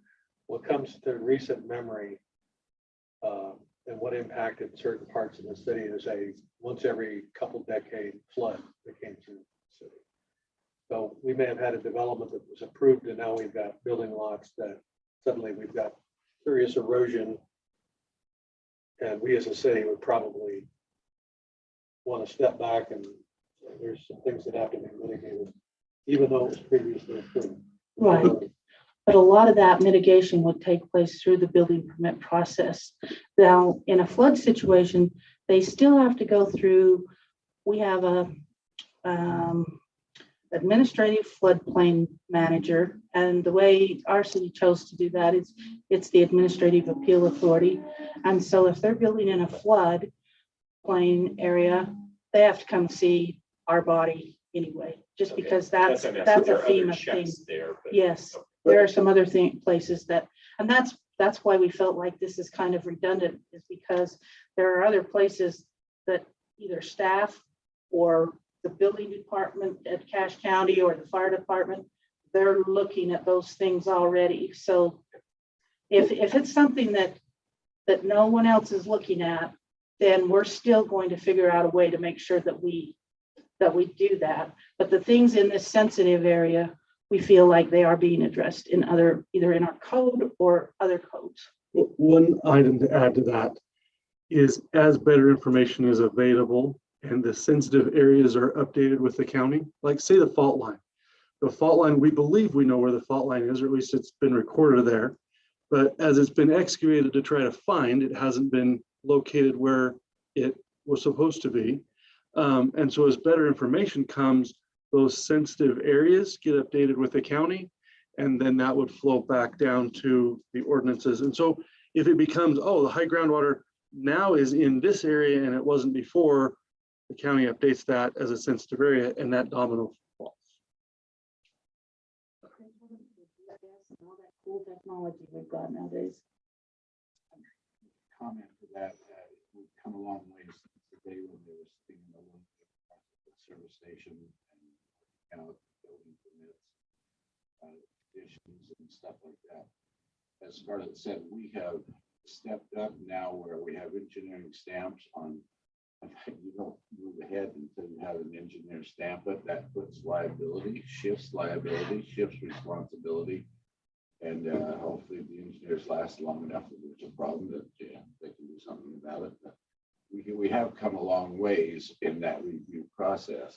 I can see where conditional uses in land use have been overridden with all the things that we have dealt with. But I do have a couple of questions. The building permit process, the building inspection process, when you allow them to build closer to a slope that's over 30%, is that is outside the building envelope? Who inspects that? They have to have an engineering study done, and then our city engineer would look at that and make sure that he agreed with it. Is that completed before occupancy is given? That's completed before it goes to the building department for the permit. That's part of No, the I mean zoning. the construction. Retaining walls, rock walls, whatever they're putting in to mitigate that, because there is a requirement slope that's built into the building permit, and it does not allow a 30% slope.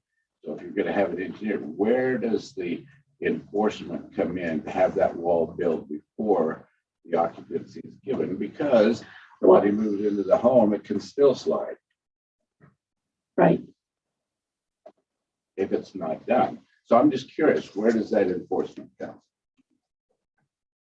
I know that we turned it over to our engineer, and he would be the one that would have to follow up and inspect it. Would So- he then deny occupancy until it was done? We have a building inspector.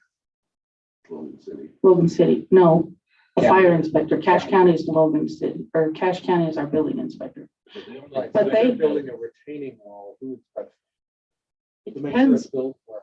It depends on the wall, actually. If the wall is over 6 feet or over 4 feet, then it requires a building permit and goes through the building department. So it depends on the retaining wall, who the inspector would be. In fact, we just are dealing with one that they didn't tell us about, and they poured their footings, and the building inspector realized that it was not, hadn't been gone through the zoning, and so they are coming back through zoning now and trying to do some Say they retrofitting. decide to retain it with a rock wall. That's very common. Quite legally. Mhm. I just want to know where we're allowing this, where it ultimately winds up in whose hands of responsibility for occupancy or at the time of occupancy. If it's something that our city engineer is the one that's saying, yes, I agree, that can be done that Does he way, follow up? then he would be he or she, they would be the party that would follow up. But if it's something that requires a building permit, then it would still be the building department that follows up.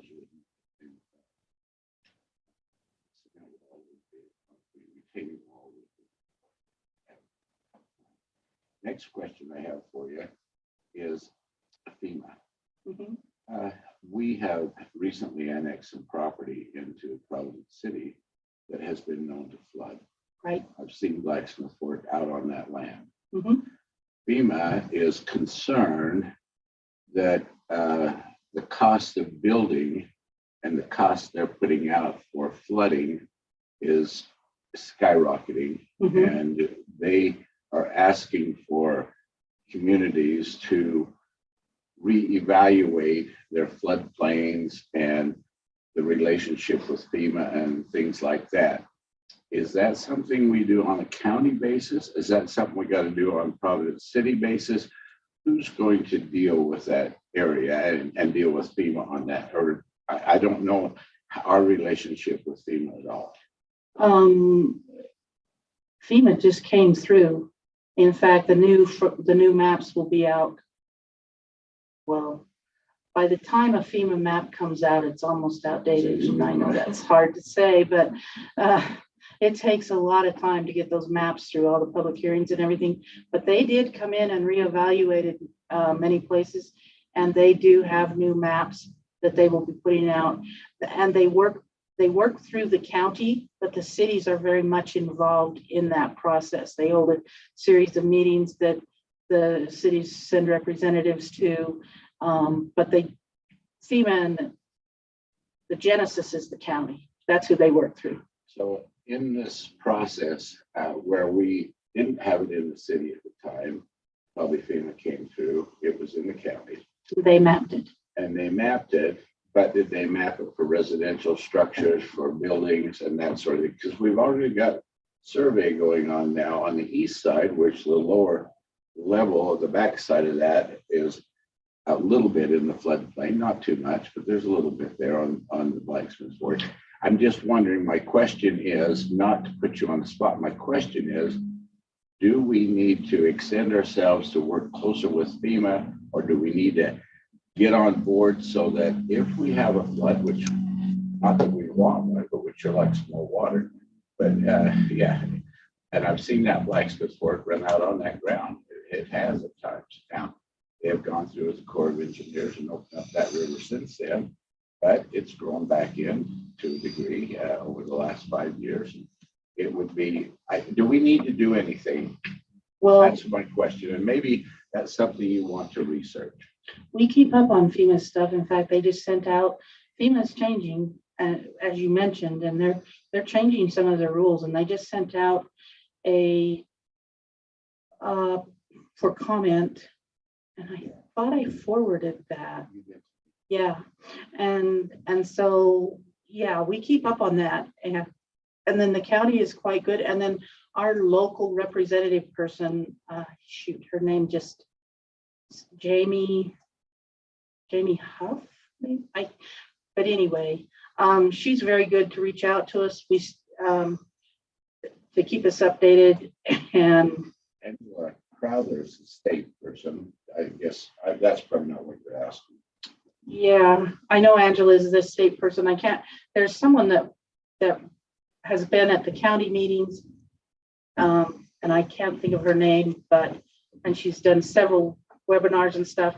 I actually listen, they have a monthly webinar that I keep up with. So yeah, we're as the floodplain administrator, we try and keep up on top of that stuff. I'm just curious. Yeah. I didn't know what we were doing. And if FEMA changes, it's just like everything else. If they change things and our ordinances haven't quite kept up with their change, and once they change and we know what they're doing, we'll come back and say, we need to change this ordinance so that we're in harmony with FEMA's new regulations. I have a question about the geotechnical studies, specifically on B6 on this document. It says that, if it's done in a platted subdivision, that they rely on that geotech study for that subdivision.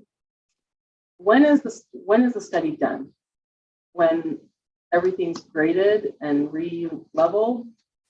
Because I have a real concern with that. I have, particularly up on Little Baldy, and even when we look at like Sagecrest, called Sagecrest, the way those roads are cut, almost all of the lots on the west side of the road have fill dirt from the road being cut, and it's not settled. And I personally have several neighbors who have had compaction issues, settling problems.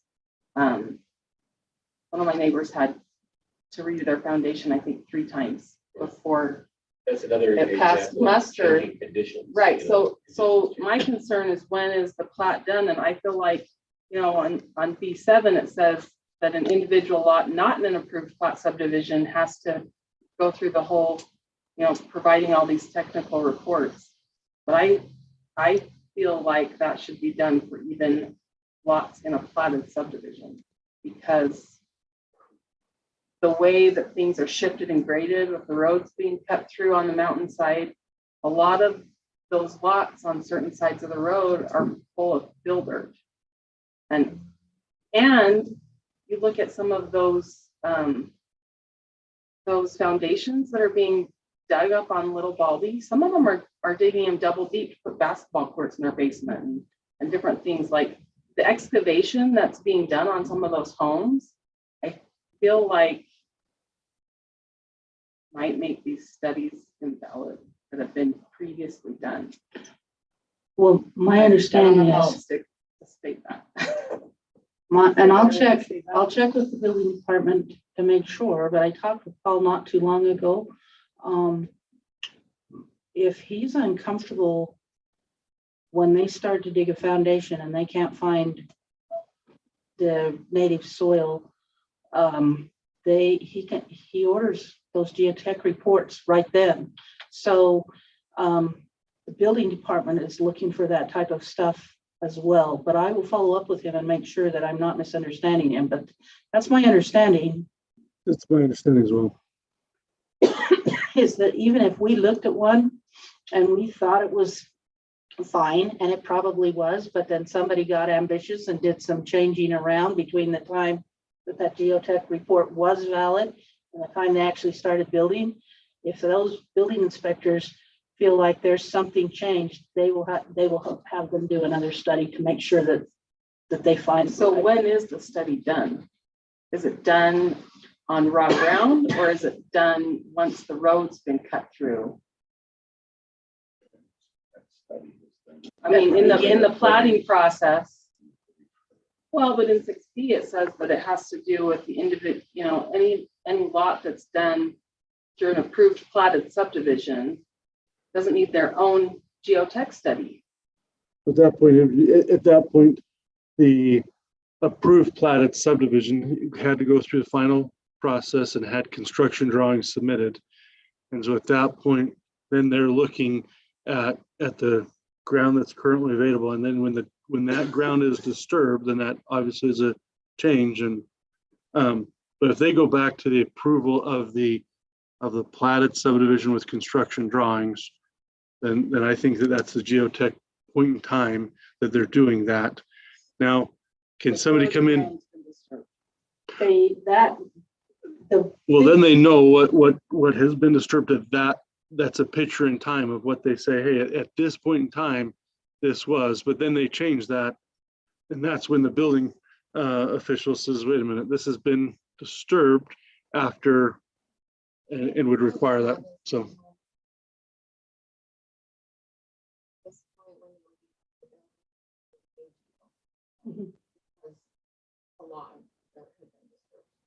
Yeah. It's a common The building request. department made a second for that specific part. And it doesn't matter if they're digging double basements, that's not going to affect settling. That's great. I mean, that's real native. We're down east, we're good. And the fill that's on the west side of Sagecrest is not significant. That's kind of normal. Some of those I feel like over in Shoreline Estates might have more.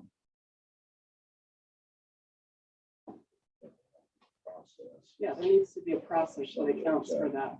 I think the process comes in if the building inspector is doing the job at the time of the footing. If there's a concern, then they should have them come in and do compaction tests with the soil to see if it's going to support the footings before the footings and foundations. But if I'm not 100% sure that's, I don't know what's happening. And maybe we need a building inspector to come to city council and tell us about it. Well, I do know that it is happening some because I had somebody call me not too long ago and say, I need to get an extension on our zoning clearance because when they started excavating, they decided we needed to have another geotech study done, and that's going to take a bit. And so I said, okay, then just write it up and let me know why you need it. And so I know that's happening. I'm hearing from the building community and the people, the homeowners that they're doing like Christina says, they're finding problems and they're saying, stop, we need another report done. But I guess the question there is, in some of these sensitive areas, are we letting it randomly happen where we do a compaction test and check of the soil, or where we've got cuts and fills and stuff? Should that be a standard process? actually, I'm going to let Rob address that because I don't go out on the public infrastructure Well, I'm inspections. not necessarily at this talking point. about the road. We're looking over the hill now. Well, maybe the road too, but I guess the question is, should that be a standard process of building here in Providence, where we've got cuts and fills and building over the edge of roads and stuff? Well, I know on the Little Baldy, I don't remember which firm it was, but that firm lived up there. And they had they were doing all kinds of compaction Where testing the road was going in. on the lots too, because we didn't want them to move dirt, have the dirt get wet, come down and bury us. So it wasn't just where the road and just where the main lines, the water and sewer lines were being filled. It wasn't just the compaction there. We did see compaction tests on the lots too, didn't we, Rob? And most of the lots on that north bench have been getting double and triple geotech studies done. From what I've understood and heard and witnessed, there's a lot of people with those very same concerns out there. And most of the homeowners themselves are having extra studies done because they're concerned about what they're building on. And so it's not just that we're relying on the building inspector, which in ways we are, but he's covering that base really quite well because he knows the area and he's got his own concerns and making sure that that word is out there and known. The architects of these homes themselves are requiring a lot of this extra geotech work to be done. And so there's a lot of people keeping a close eye on that, even though there's obvious reasons for concern with the amount of fill that's up there. That's what I just wanted to say. I've never built a home, and all those people that you mentioned, I feel like are much more qualified to make those decisions than I am. So I feel like I've asked the questions that I needed to for peace of mind, but I certainly will trust a building inspector and architect over me to decide whether or not their bill will hold a house. So Yeah, so I feel like I'm kind of ready to kind of move forward with this. I don't know how others feel, but there's always going to be liability on all sides of these kinds of coins, but ultimately, I think the bases are getting covered as best as we can. We do want the bases covered. We just don't want it to be redundant or at the wrong time. We don't want to give people the false impression they come through the administrative appeal authority, all good, all done, and then they end up having to do another study and another study depending on what's happened afterwards. So our appeal authority is just a snippet in time. We're approving it based on how the conditions were at that time. If those conditions change, then they have to live up to the new conditions with whatever study that next body that's watching over that would require. I think we should pace ourselves through the agenda if we can. I'm ready to make a motion. Okay, we need to make a motion. The motion is Councilmember Kirk. I make the motion that we approve item number 5, ordinance 2021-18, the sensitive areas code. I'll second that. Motion from council member, or second from council member Peck. Further questions, discussion? We take a vote. All in favor of approving ordinance 2021-018 changes to the Providence City Code 10-5 sensitive areas, signify by saying aye. Aye. Any opposed? Nay. Okay, we have 4 in favor. We have a nay. It passes 4-2. Okay, move on to item number 6, ordinance 2021-013, Providence City Code 10-8-9, design standards for attached and multifamily residential development. The City Council will consider may take action on amending Providence City Code 10-8-9, design standards for attached and multifamily residential development. This is previously before the Planning Commission with members of the commission, all voting to recommend this amendment to City Council for approval. This was brought before the City Council in July and sent back to Planning Commission with recommendations. Public hearing was held on June 9th. This is a land use.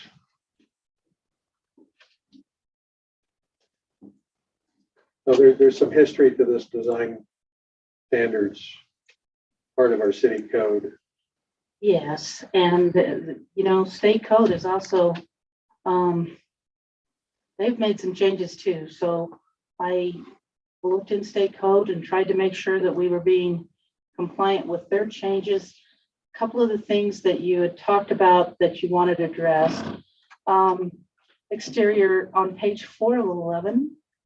All exterior materials shall be above average grade quality, suitable for the climate and exposure in which the development is located, and maintenance free to the greatest degree possible.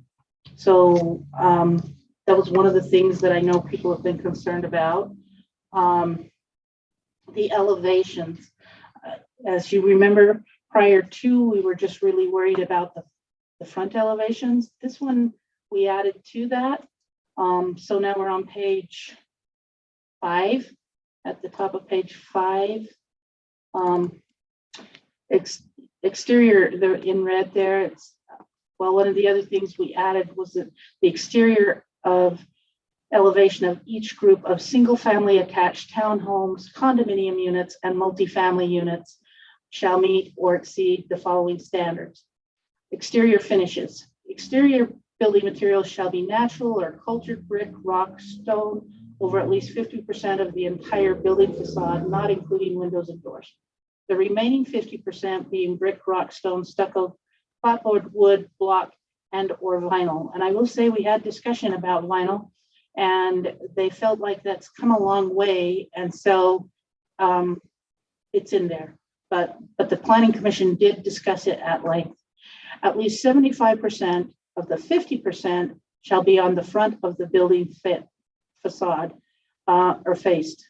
All building facades that face the public right of way or exterior street shall utilize at least 40% of these allowable materials. The use of aluminum siding is prohibited.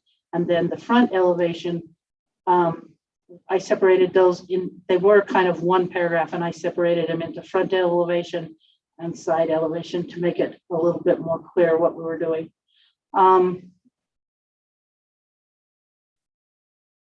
You want to I'm wondering. chat about that one? Yeah, so I just have a couple of issues, and I know Kathleen said let's approve it and then deal with the issues, and my issues are small. And have we all read this?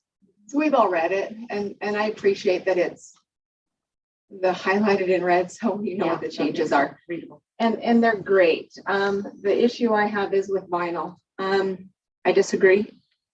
The vinyl products that are being used are worse than they ever have been. Any dark colors are warping and fading. The installation is, it goes up in a day, and And oftentimes, I mean, even in my daughter's new subdivision out in Hiram, there's a vinyl that is blown off the siding. The thing you have to remember, these multi-unit properties, the homeowners have they can't even go out and fix or make a repair on their own. They have to rely on an HOA. Okay, so I would propose that I would, if the word vinyl is in there, everything that comes through in multifamily will be vinyl. Okay, so I just don't think it's necessary. When you're wrapping a whole exterior of a townhome or a condo, they can afford to put nice products on the outside. So I feel very strong about that. Down further, I have one other issue. Under garages and driveways, and one of my concerns is parking and the length of driveways, because if you'll drive through projects, you'll realize people's trucks hang out over the sidewalk. And so what we're doing here is we're adding a foot to the length of the driveway, which is fine and dandy, thank you. But it says that we have no driveway requirement when the garage abuts an alley. And I'm wondering why. Not just the fact that we could, I just think that we could require some driveway length. It also provides the homeowners with a space out back to put a barbecue grill or something, even if it's in an alley. Because what they're doing is if they're alley driven, they're not putting even any, they don't really have sometimes front porches. They might have a little front porch, they don't have anywhere to put a barbecue grill or anything, but if they're alley, and you just need to know that I spent a lot of time looking and showing units all over the valley. These are the things that I'm noticing. So I think we should still have driveway requirements for alley loading garages. And Just a response, the whole 6 is added. Planning Commission changed it from 17 to 18, and there was some discussion back and forth on that one. So it didn't have any of that previously in the ordinance. And we didn't have anything about them. The other one thing, and I don't know if this is a post office thing, is one of the concerns that I have is those cluster mailboxes are great for your mail.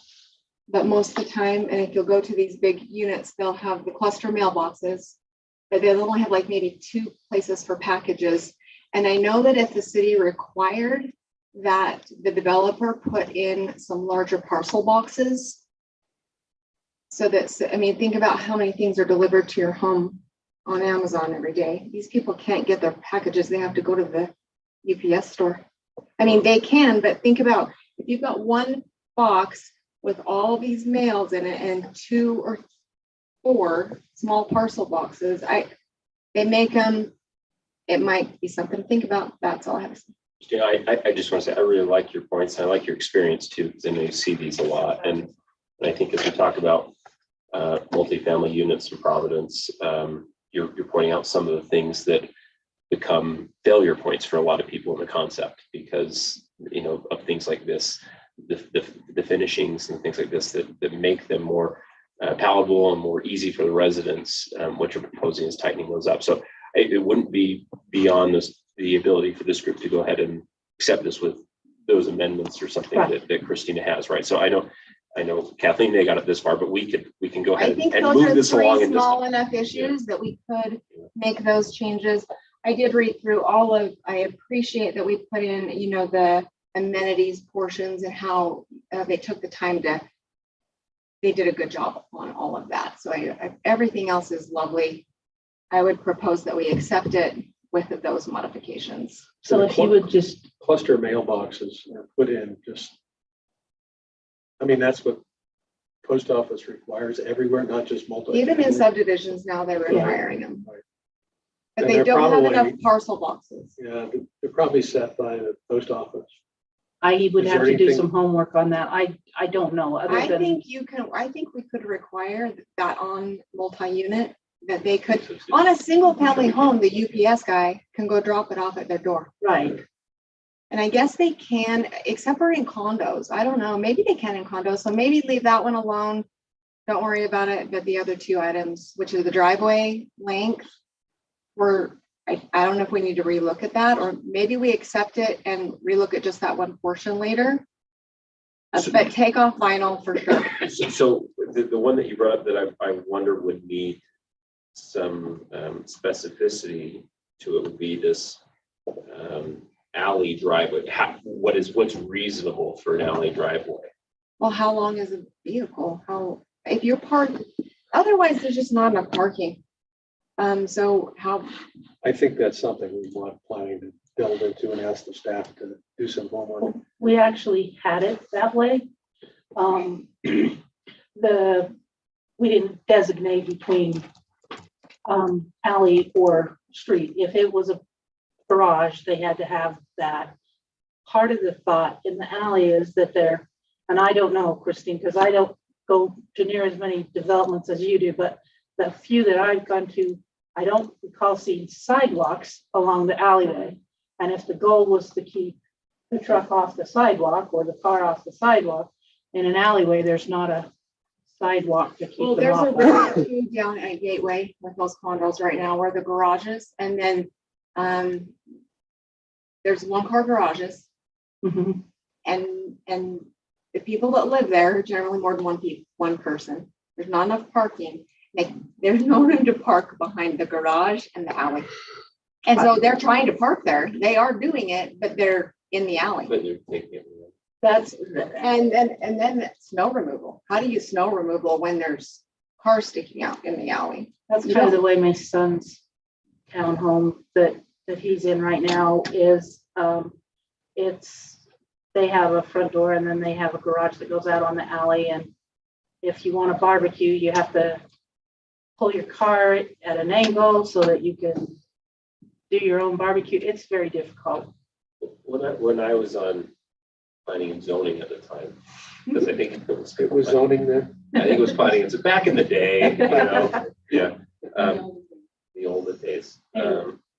If I recall, that 7-18 feet, the discussion around that length was not just car length. We were frequently thinking about a recreational vehicle or something. Yep. That was about the length of one of those. So I could go out and measure my car, but I'm gonna guess maybe it's. Measure bigger. This would fit. Oh, I drive in a bigger car now. I've converted to be a real American. Okay. I get a bigger automobile.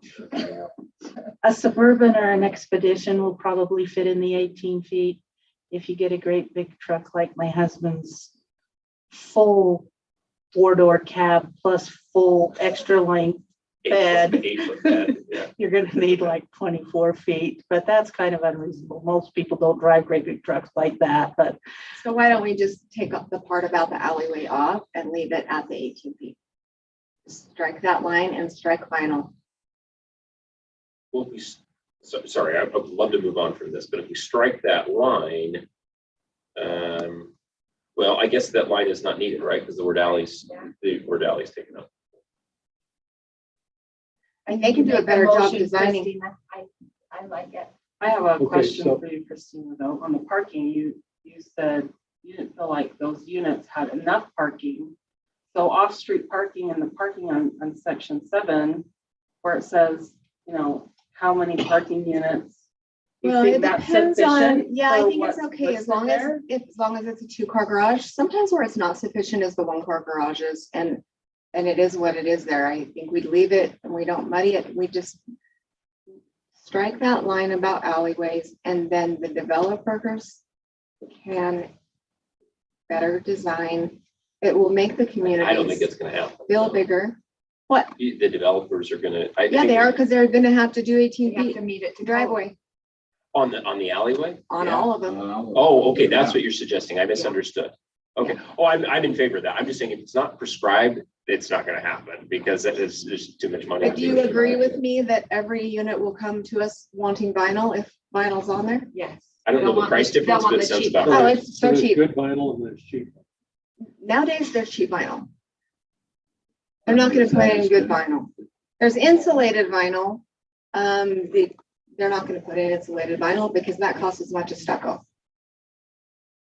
So can I make a motion? I made notes on what you said, but I have some things I didn't change. Okay, so we have vinyl. What page are you on? Page 4, 5. Janelle has notes.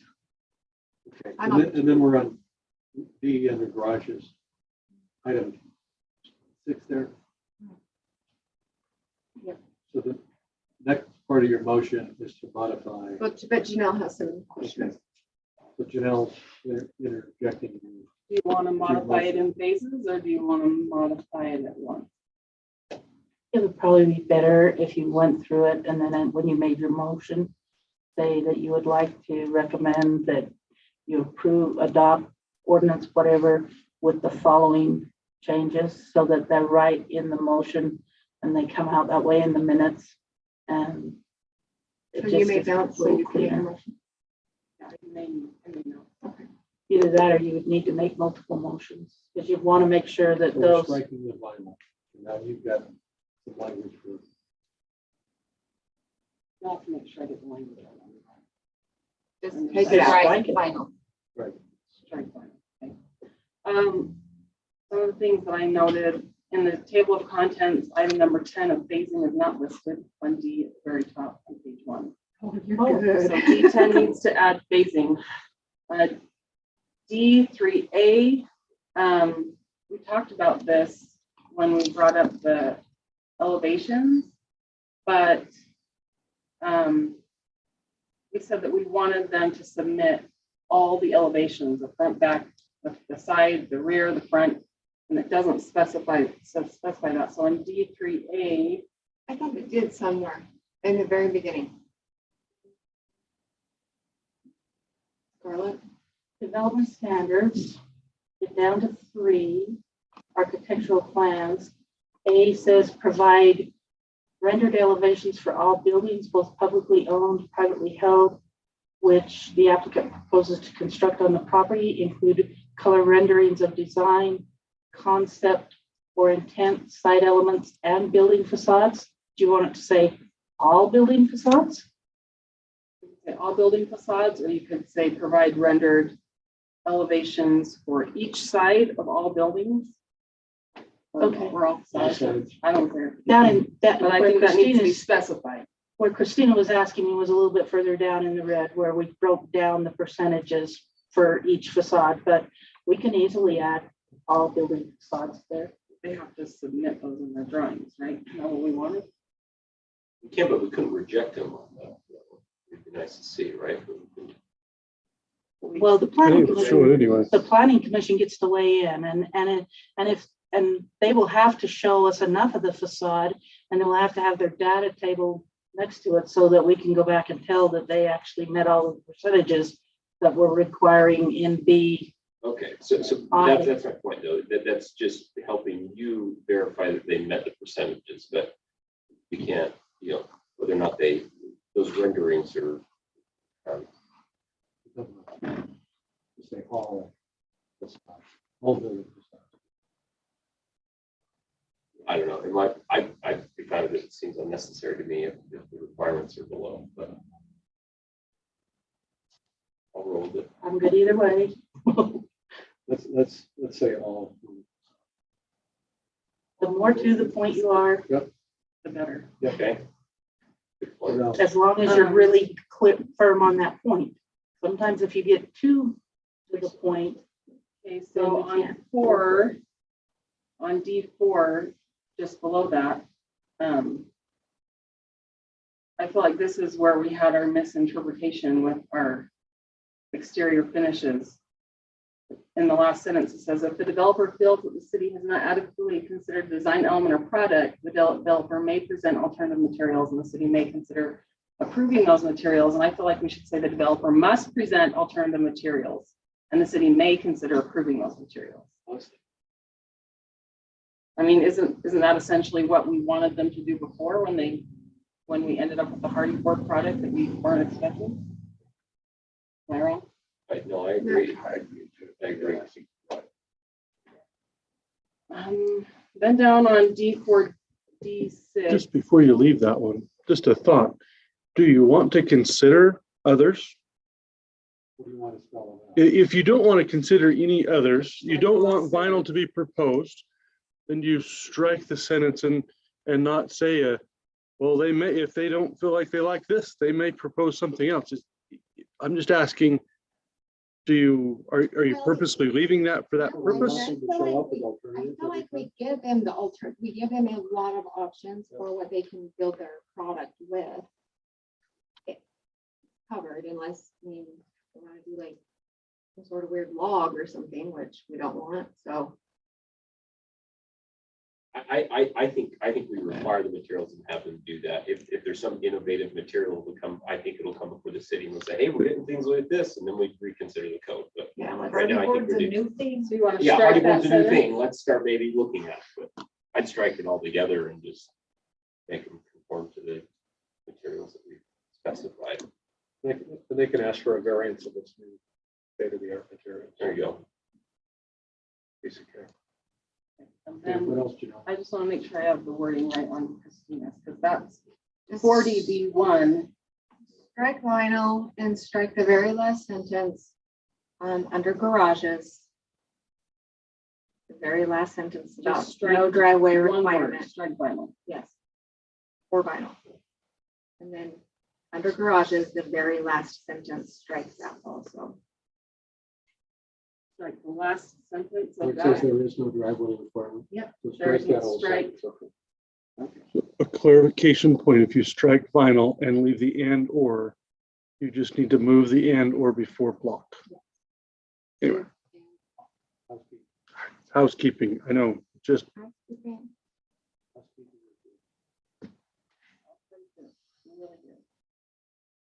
I wanted to make an adjustment on the garage.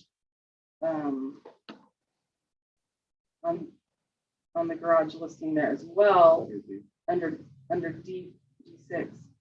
Because it says, if the garage entrance abuts a street, road, or sidewalk, the driveway is required and must be a minimum of 18 feet in length, measured from the street or road to the garage door. And the goal of adjusting those driveway lengths was to keep vehicles off the sidewalk. And so I think we should change it from saying the street, road, or sidewalk. Just say the street or road to the garage door. Where a sidewalk exists, it must be a minimum of 18 feet in length, measured from the interior sidewalk edge to the garage door.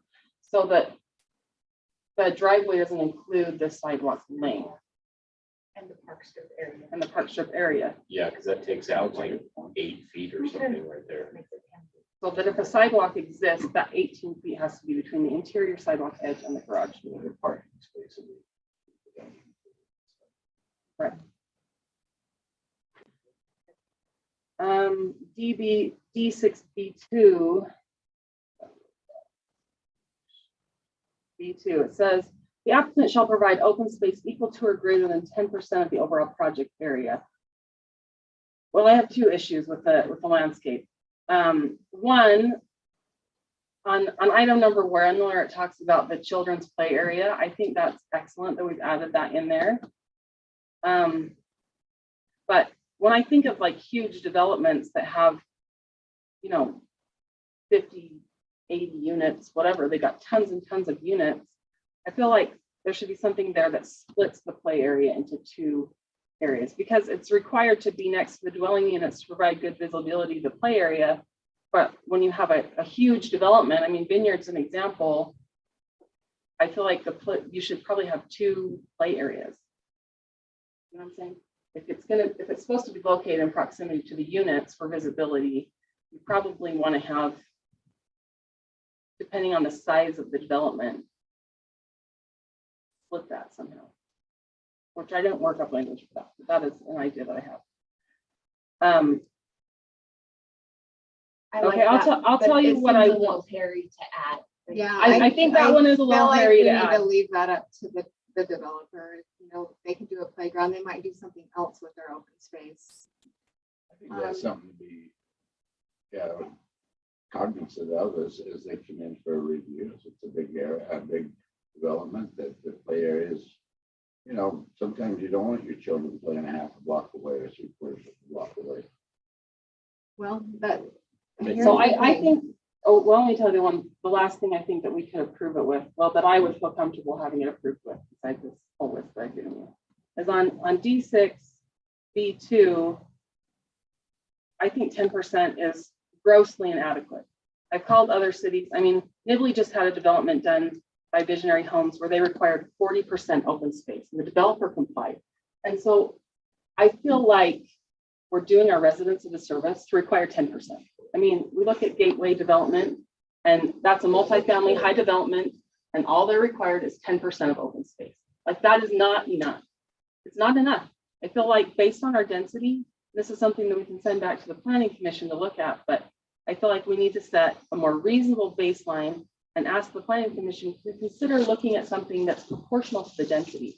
Percentage of open space should be proportional to the density that's requested.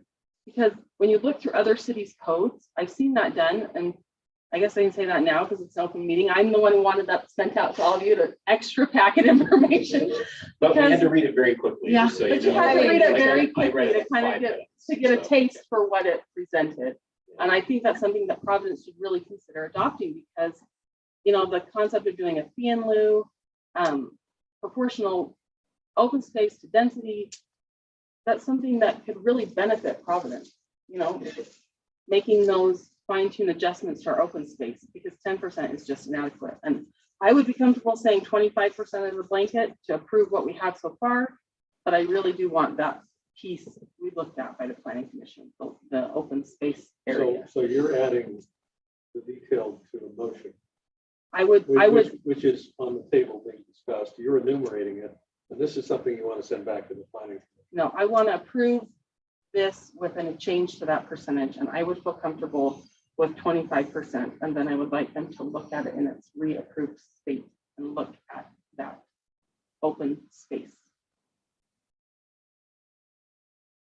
Because it's not And I don't know, reasonable I thought enough to get all of that stuff incorporated or addressed in this discussion. It's just not reasonable. But I do think 10% has to be changed. So I agree with that, but having read and granted very quickly, you know, the Muni code that you looked at, I really like what's in there. I can't say for certain if it's correct, but I really like the ideas. My concern would be approving this and it not coming back before the city council with what I think is something actually far superior, because I think it's more flexible for the developer and it's more and it provides a greater benefit to Providence residents like that code use. So if we approved it though and sent them back and said, hey, we'd like you to go ahead and consider the open space, it may not come back to us. Am I wrong? Well, and if we're gonna do that, I feel like leave the playground up to the developer and let them be creative with it. I mean, I don't think we can tell them where to color their playgrounds. We're getting into the weeds there. Yeah, well, I'm not referring to that. I'm referring to the open. On that. They want that playground needs to be visible. Well, yeah, but she's saying to divide it into two separate areas and we Well, can't, I mean, I'd love to that's, bring merry-go-rounds back, the little things we spin around now. teeter-totters. Teeter-totters, I don't think that's happening. so do you guys want to send this back to the planning and zoning now and not approve it? Or do you want to approve it with a few changes and have them relook at it? What do you think is best? I think we approve it with just a few changes, like simple changes, and then send it back for. Which ones are simple? The vinyl is simple. And I think everything up to the 25%. I don't know what the extra stuff is, but I would be really cautious of fees in lieu. Because, yeah. That doesn't. Okay. Well, that's, I'm saying that Muni code, but it's long and it's pretty involved, but It it's is long, it's good. involved. Yeah. I did have, after that, the mailboxes. So are you okay with making it 25% instead of 10? We just send that part back. I'm not comfortable I saying think it's that percentage needs. Well, change. 10 is too low. But we got that, your stuff too late in the day today. I didn't have a chance to read it. That's So I would fine, but I think we have to be up from 10. Well, I'm just saying, I'm not, maybe we can send that back to planning and zoning, and we can also look at it and make that change later. there's no reason we With can't recommendation. visit this every council. I think we need to have something approved so that as developments come in, they are working forward with something that's better than what we had. So I'm okay with approving some of the changes, but I still want some of it worked on. Kathleen, did you want to? Can I just make a comment on that? That's 25%, that sounds reasonable. And passing it on means that if somebody comes with a development, we've at least got these changes in place. And we get it passed, and if we still need to look at some things, then we at least know we've got the structure that we want. There's just a couple of percentages maybe we need to look at. And we haven't erred on the low side. We'd Right. rather err on the high side, And when you say that, you're referring to open space. open space. So are Like you in we- favor of 25? Well, and just as she was talking, I was thinking, Let's do that. if we err, Just if in we, case if we something comes put it on the along. high side, it's easier to come down, impossible to come up. Yeah, I don't know about impossible, but yeah, Well, if I'd it's on the say, high I'm side, nothing may. Well, and if somebody may not gives us come at all. feedback that that's too much, then we can go back and look at it. But I'd really like to get this in place so that if somebody else comes along, then we at least have some of these changes that we've made yeah. in yeah, place, that's- oh, and they will have to build to those. I would say too, on the 18 feet, we've got, that's 36 feet plus, how big is an alley? Plus an alley. Yeah, it'd be that's a 20 or lot 25 that just we're for fire requiring in code. the back. So what would Well, the alley? can't that be open space too? Grass, whatever. That's what I between was there and just the about to say. Unit, and we're already making them do more open space without telling them because we're making them push their things back Yeah. further. I just would ask you to be sensitive to that, because that's a So we've got lot of space between 5 feet buildings. aside, 5 feet of sidewalk on each side, 18 feet. So there's Well, they wouldn't 46 have feet, both. 46 feet, and then you've got the alley besides the 46 feet. They wouldn't have a sidewalk and an alley. They wouldn't have both. They wouldn't have a driveway in the front and a driveway in the alley. They would No, have no, either no, or. No, they wouldn't, but I'm Just just the alley. talking about the space between the buildings that we're making a giant Okay. space in I'll there. tell you, if 18 y'all could feet. just go out to Hiram, Elk Mountain. Spend some time, they have alley load garages, they have parks, they have playgrounds, they have 25% open space. And you're saying, It's ideal, although they do have vinyl siding. So do they have an alleyway in the back? They have some with alleyways and some with front loads. And how wide is that? You know, It's better than Gateway. I don't remember. I think Janelle makes her motion. We decide what to do with it, have planning commission continue to look So at whose motion is it? Janelle. I thought it was Christine. Janelle can make, mine is simpler, hers is more about, mailboxes, let's leave those the way they are. You want to leave that? Yeah, the post office will actually, tell people what to do. Okay, and then there's just a clerical thing on D10, D1. Say complete instead of complete. Okay, go ahead, Janelle. Any Okay. more? What else do you have? That's it. Okay, can you go back over that again? I'm gonna make Yeah, the make motion a right motion. now. So make your motion and read all of that. But leave the splitting the playground up. Yeah, I didn't. Okay. I would like to make a motion to amend the design standards for attached multifamily residential development to be approved as follows. On item D, development standards in the table of contents to be amended to include item number 10, phasing. On item D3A, architectural plan, to read all building facades, include the word all on the last sentence. On item D4, architectural design standards, the last sentence to be stricken. On D4B1, strike vinyl and move and or block. Yeah, D4B1. On item D4D6, if the garage entrance abuts a street, road, or sidewalk, a driveway is required and must be a minimum of 18 feet in length, measured from the street or road to the garage door. Where a sidewalk exists, it must be a minimum of 18 feet in length, measured from the interior sidewalk edge to the garage door. Strike the last sentence. There is no driveway requirement if the garage entrance abuts an alley. Strike that sentence, last sentence. On item D6B2, the applicant shall provide open space equal to or greater than 25% of the overall project area. On item D10B1, to read complete rather than compete. I second that. Motion, Councilmember Seeley, second. Councilmember Knapp. We have a motion on the table. Further discussion, comments? You ready to vote? Yep. All in favor of the motion at the table, signify by saying aye. Aye. Aye. Any opposed? Motion carries. Which includes, adjustment. And Can can you we get all send that? the, Can you get send, all that, Tyler? I'll listen to it tomorrow. I get all that. Can you listen? I'll email you what I wrote up. Yeah, that'd be I'll- great. Yes, thank you. Mayor, on item 5, there was actually a numbering error on page 2, and I meant to mention it before I made the motion. Does it even matter? Yeah, yeah. I think that's just the housekeeping thing. Okay. That's we're on page. Page 2 of So item number 5, there There was was a just a number- formatting error. a numbering error, yeah. Okay, we can fix that. So the numbers go right. Janelle was gonna say something. I just to make note that we want to send this approved version back to the planning commission to have open space looked at. And look at something that's proportional to the density. But I'm glad you signed it off, so now it's in place for most people. Thank you to the planning commission. Kind of work we did. And, sorry. I'm so glad to have this done. This is important to me. Okay, let's move on.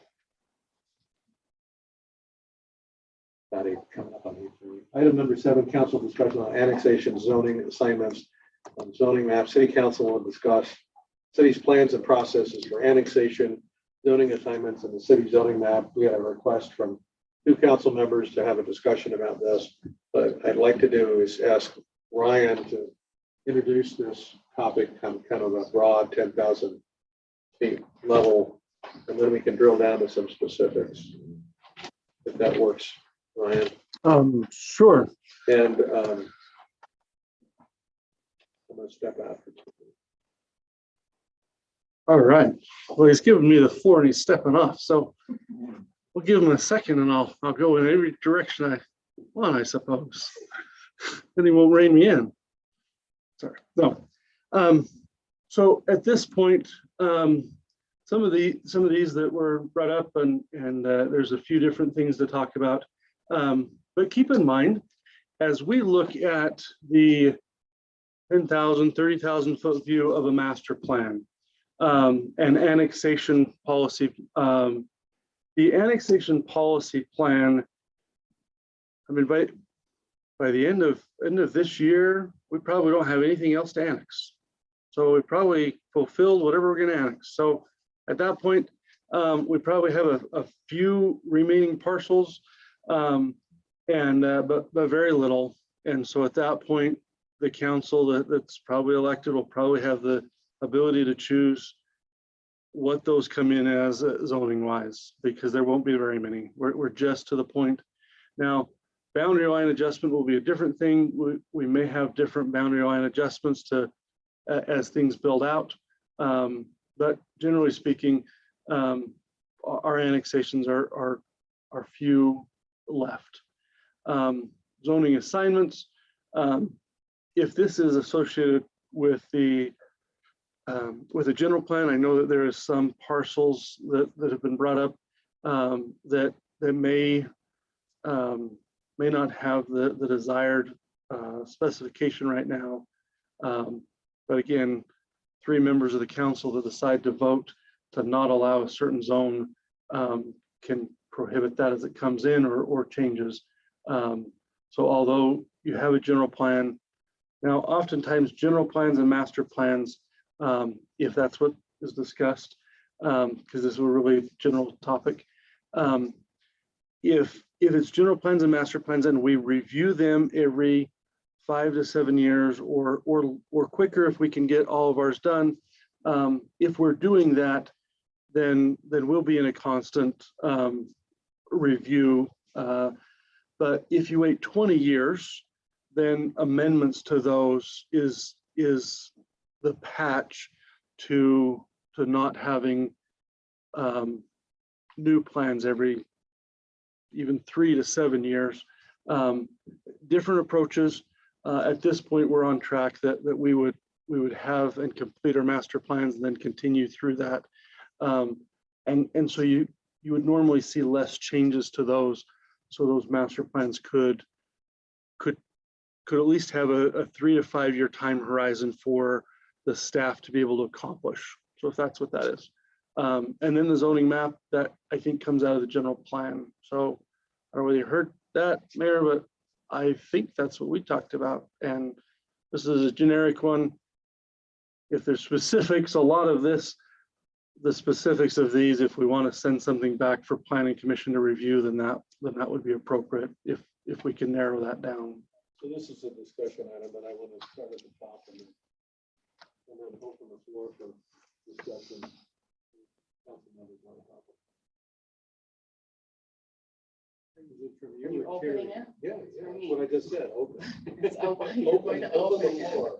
So the reason I wanted this brought up, and I don't really see how this is opening a general plan to look at a map, but maybe the staff can help me understand that more.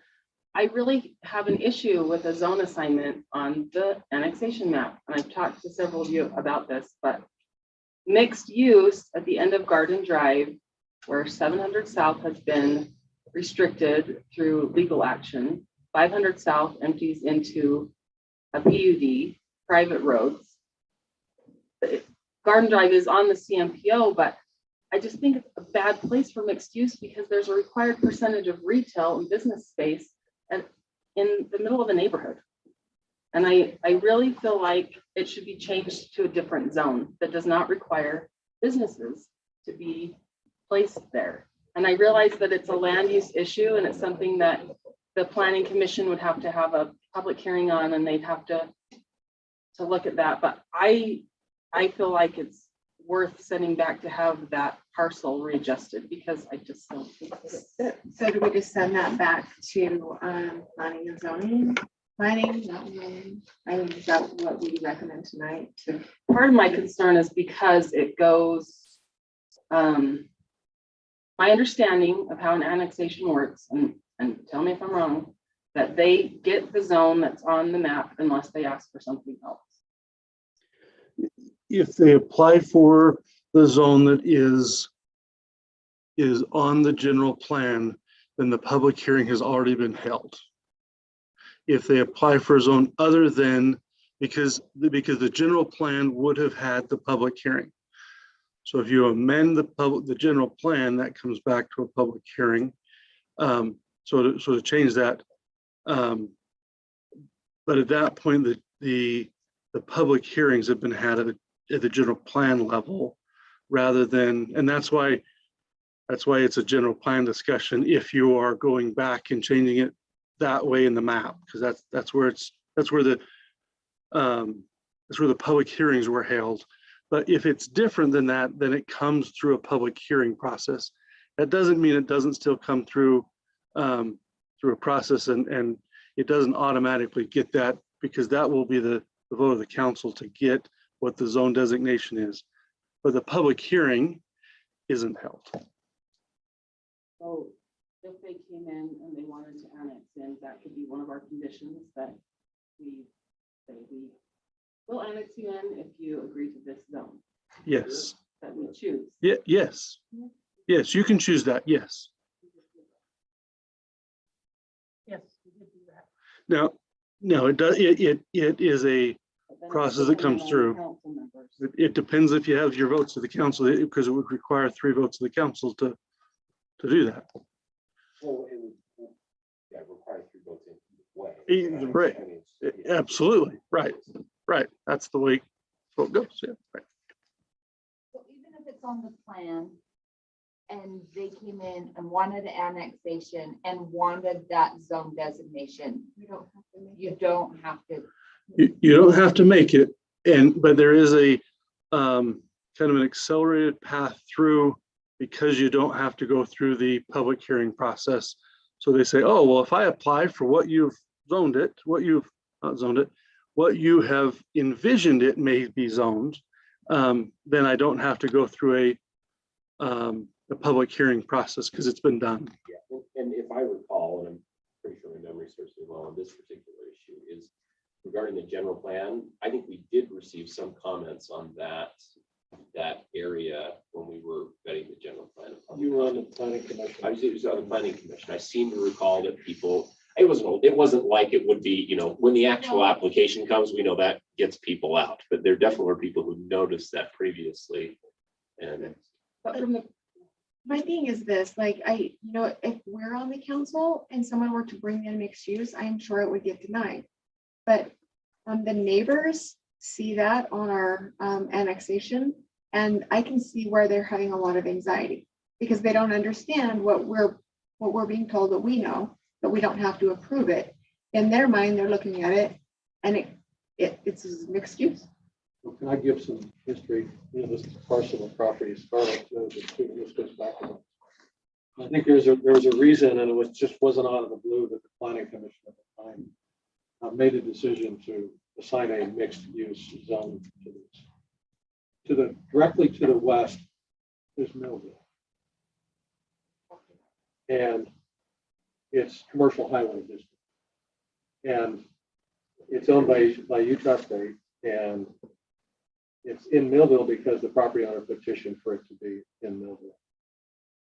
They don't pay taxes, so it doesn't matter to them whether they're in the county or in Providence or in Millville. They also request commercial highway district zone. So what that does for the property owner, being Utah State, is it makes the property that much more valuable because some of the homework has already been done. So that's why, if I'm not mistaken, Josh, that's There why was- it's that's why the consideration was given to that. So that's the parcel of property. Janelle is correct. It's on the CMPO master plan for that road to go through. So we have all of the cities connecting roads that parallel the highways, various highways. It's also on the county, the COG master plan. The COG just designated $150,000 to ensure that we have a countywide plan for the cities connect and include that. It is in our master transportation plan, and it is also in Millville's plan. In fact, the mayor came and sat down with us and sat down with the property owner. It's the Matthews property. Scarlett remembers it, and agreed on a trajectory of where that connecting road would go through. So that's where that's at, and that's a bit of background on that. So when we consider this, we have to look at not just the parcel of property, but the big picture of what's around it. But even when you look at processes, if they came to the council for annexation, they didn't have to have a public hearing with the planning because they were trying to come in under that zone. If we said we don't want that zone, then they're gonna have to go back to the planning and have a public hearing for the zone that we said we would approve. I'm not sure I follow on that one. So if they came, I mean, maybe I get what you're saying. that wrong. They have an extra step I'm because, slower. so if they came to us and they wanted to annex that parcel in, and we all said, well, we'll annex you in if you do single family traditional. They would have to go back and have a public hearing for that zone assignment. I don't think so. I think the public hearing could take place at the city council with the zone. With the annexation. When would the public hearing for that zone change Because be? you can have a public hearing at the planning and zoning or at the city council level, right? You just have to have. If it's when? You can have a public hearing at either level. I think that the question to that point would be, is you wouldn't know at that point, the presumption of the public would be that you wouldn't know that that was the zone designation you were considering. And that, I think, is to Janelle's point, is that if you annexed it to a zone you hadn't discussed, then at what point did the public have to weigh in on a zone designation? I think that's what you're asking. Yeah, but that could take place. Okay, so But then agreed. that adds like. So you like have to be 3 extra prescient to know what meetings was for a going on, developer, right? But it also could take place. You wouldn't have to have, you could have the public hearing the following week at city council for that matter. Like, I mean, you could just have it anywhere. If when they came to you in the process to see if you even wanted to consider it, remember how you have to do that resolution to consider for further consideration? Yes. So if the developer comes in and they say, we would like to do mixed use, and they come in and you look at their annexation petition, you could tell them at that point, we're not comfortable with mixed use. We realize that's what our general plan says, but for whatever reason, you're not comfortable with it. Would you consider something else? If they say, no, I'm not going to consider it, then you say, then we won't consider your annexation. You're done. Or if they say, yeah, we can consider that, then while we're going through the process, remember Ty has those 30 days after you approve it, they go through all of that stuff. And then we got the protest period and things.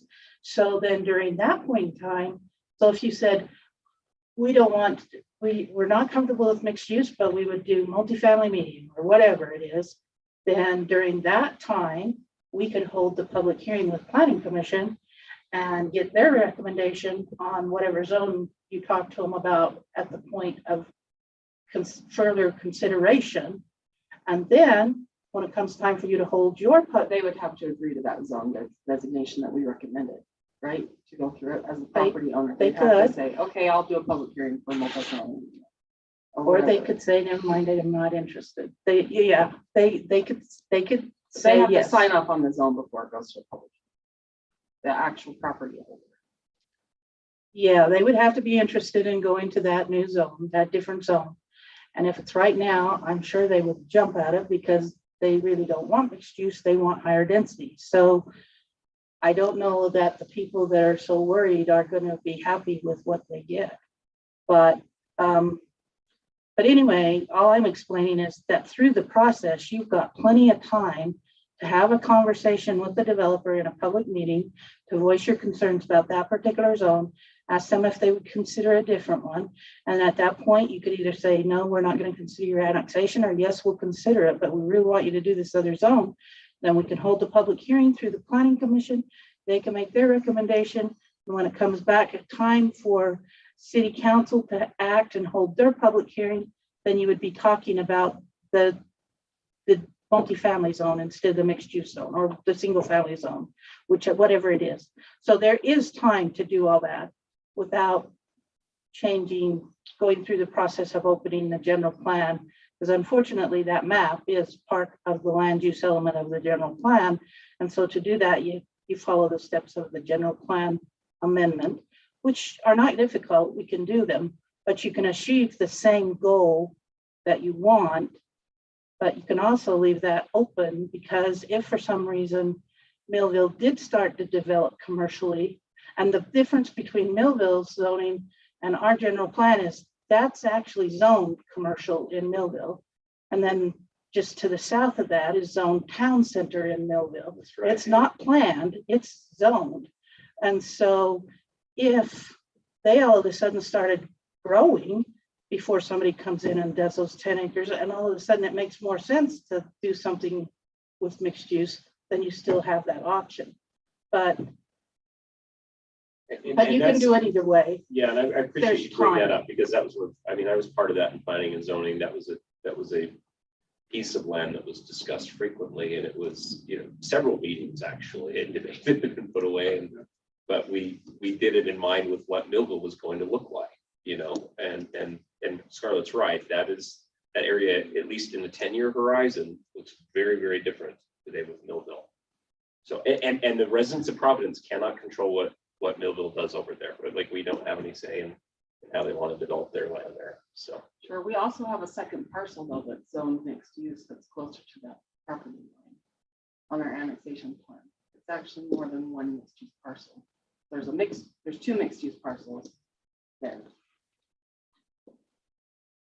So I think that still accounts for transitional area, but the whole point was to discuss and bring up my Yeah. concerns. So what do y'all want to do with it? if you're asking, since it's our I am. turn as a council, I just do not open it up and leave it as is. That's my one out of, how many of us are there? 6. I agree with Josh because I understand the process, and I agree with Josh. And that's what do you recommend? That's it. You put that on a t-shirt. Kathleen. Hashtag. Kathleen. Well, I just want to say that having that mixed use there allows for that zone to be developed, like putting some homes closer to the homes and then moving out into commercial so that it's phased in and it's not just The trend. Commercial Transition keeps. or coming up housing. all the time. So it can be phased in so that there is some housing that transitions then into some commercial, so it's just not commercial and single family traditional. It'll look like a scene from the movie Up. House. That was not very real, Josh. Yeah, I think we Not? can't, over general plan, but I think the optics is hard to swallow. for No, us. but it's worth Yeah, having this discussion. Yeah, thanks for bringing it up. I will not. but I'd also when make it a comes to t-shirt us. that I'm a huge fan of Janelle Staley. That's a t-shirt for On the them. back. You're always bringing up good issues. She's smart. She's very thorough. We appreciate engineers. It depends on the engineer. actually. Okay, We like you. So you think that it's fine to just leave it in the hands of the council voting? you get a vote, then that's the council. So are we- Based on the something like that, information right? at the time Are of we talking- annexation or. Just be sure you rerun for the next 10 years. you Charlotte? know, when- Is this the Matthews property? Yes. Cruise, the Matthews property. So that's still in the county. Right. Okay. And that's owned by the Kevin Allen's. group. No, I didn't buy it. I'm not sure who owns it now. I don't think we ever bought it. Kevin Allen are the owners. They did buy it. Somebody bought it because I saw Dave Matthews purchase agreement that the buyer signed. Can we move on? If we're done discussing zoning and, are we done, Janelle? It's up to Janelle if we can move on. It's her issue. We can move on. We've all said. All right, we got some fun stuff here. Item number 8, settlement agreement. City council discussing and take action on the settlement agreement with Dave Anderson. Ryan, take this away. I will take it on. So this is on 100 South. We, at the point of time that we paid the right of ways for 100 South, we paid the owner of record that was currently owning the property. That was what we understood, and that was, there is a doctrine of following with the land. And so we felt like that was a fair approach and proceeded in that way and settled. Dave Smith was the owner of that piece of property. He cashed the check. And so we went forward and everything went on. We did get a property owner that came along, Mark Thompson, that came along and said, hey, I sold a piece of property to somebody else. I don't remember the name. Gibbons.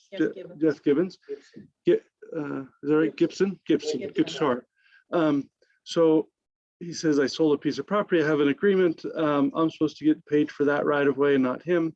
So we canceled the check, reissued it to Mark Thompson. At the request of, At the proposal of the agreement between the two. So then Dave Anderson came along, said, hey, wait a minute, I should be owed the money. And so we said, well, let's take it to the ombudsman's office. there's no agreement between Smith and Anderson. Not a written agreement between the two. To the best of our knowledge, there's no agreement. Clean sale to Smith. It seemed to be to us. As we went through the process, we consulted with the ombudsman, had a discussion and somewhat of a mediation of sorts. And in the course of that, the understanding and that was broadened and at that point, in order to avoid a court suit and another court action that would proceed whether we won or we didn't, we determined what a value to settle so that we didn't have to go through a court process either side. And that settlement is a $16,000 payment to David Anderson to settle the dispute and settle all of his claim. So at that point, that is what this is. It has been agreed to with our council that that's what we should do. And their council have agreed to that number, and the ombudsman has recommended that. So we're coming for ratification of that to you. We hope that the agreement would have been written. That is the approval of the agreement is the 16,000. That is the heart and meat of the agreement. So at that point, that's what this is. And so we're avoiding a court battle that would have cost us more than that for discovery. So the original amount to Smith was 31,000. So this is not that amount. And Smith was paid the lowest of the per square footage price.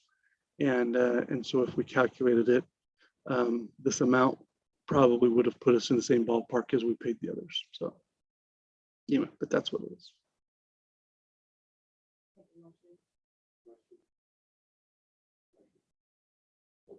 I don't like it. But Since I liked it. it looks cheaper than going to court. That- And that's if what it it's- would settle the issue, it's probably an okay way to go, but I don't like what he's doing. I didn't say I liked it. I just said that's the, Just to step back, I think the original interpretation, Brian probably agrees with this one, and it involved our attorney. Why did this go forward? Why did we look at the previous owner? And we're talking about a resolution that goes back to 2006. The current owner was David Smith and his wife. And I think the interpretation of our attorney at the time, and it's the current city attorney, was to look at the ordinance, not the ordinance, the resolution that was passed in light of who is being impacted. And the owner that's being impacted is the current resident on that property, and that's the Smith family. So what Ryan's saying is the ombudsman has a different interpretation, and that is the resolution was misunderstood by the city attorney, and it should have meant the original owner of the property back in 2006. Is that correct? At the 2006 valuation and not current today's valuation. So that would have changed. But and obviously he didn't give us a ruling. That's just kind of feelings. And so at that point it weakens that ability, and we say we could go to suit and we could make that effort, but we would spend much more than this to do so. So in my mind, the story is interesting, but this is a really quick business decision. Let's make Hopefully it's a wise one. We'll have a motion. I'll make a motion that we approve item number 8, the settlement agreement with David Okay, Anderson. motion to approve item number 8, the settlement agreement. Do I have a second? Second. Second from council member. Further discussion, questions? Can I call for a vote? Do you think this would really put it to an end, or do you think? Yes, they've agreed to put it to an end at that point. That's what it says. We won't pay if it doesn't.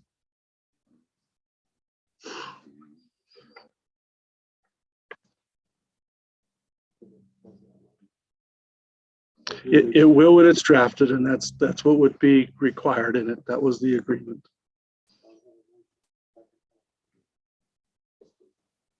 Okay, all in favor of the settlement agreement, signify by saying aye. Aye. Any opposed? And then, thank you, Ron. Land purchase agreement, item number 9, city council will discuss and take action on approving an agreement for the purchase of land from Mark Thompson. Ryan, this is yours. It is mine. So I have issued an agreement that is in lines with what he has had. I haven't received his signature back, so I wouldn't like to talk about any ranges of prices that we've discussed or anything else. But the agreement that he and I have discussed and has been written is a purchase of the property that is his field there on 100 South between there and Zollinger Park. The purchase would be for 1.1 million, and he would donate $550,000 of that back And so the net purchase price would be 550,000, which was within the range that you allowed me to go.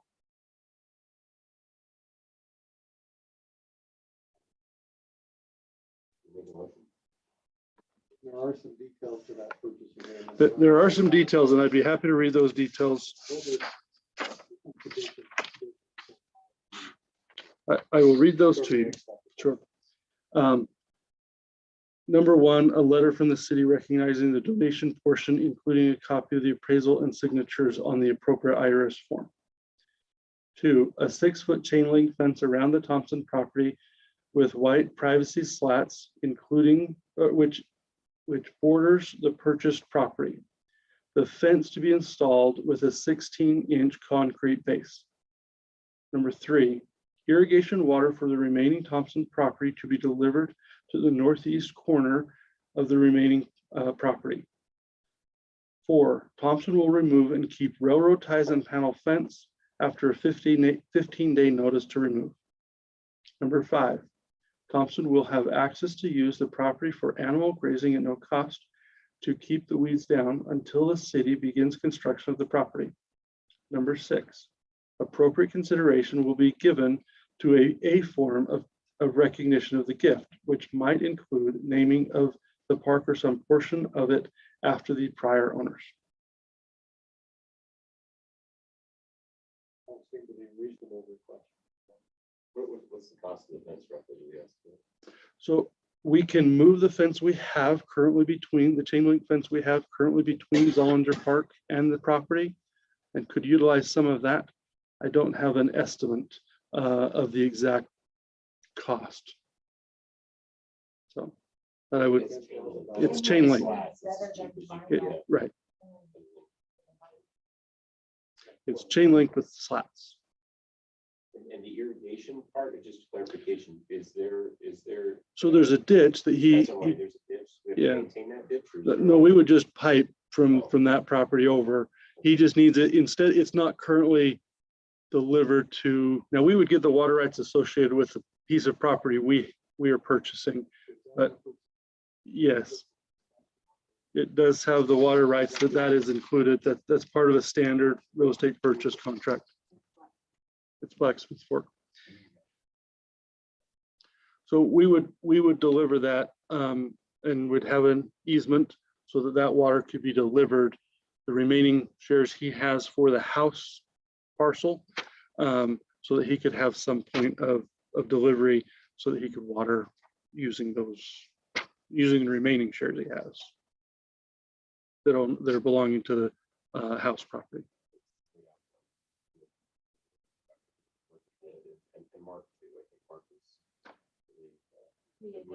Creative and agreeable to work with. It's a win-win. Win. Somebody else out there.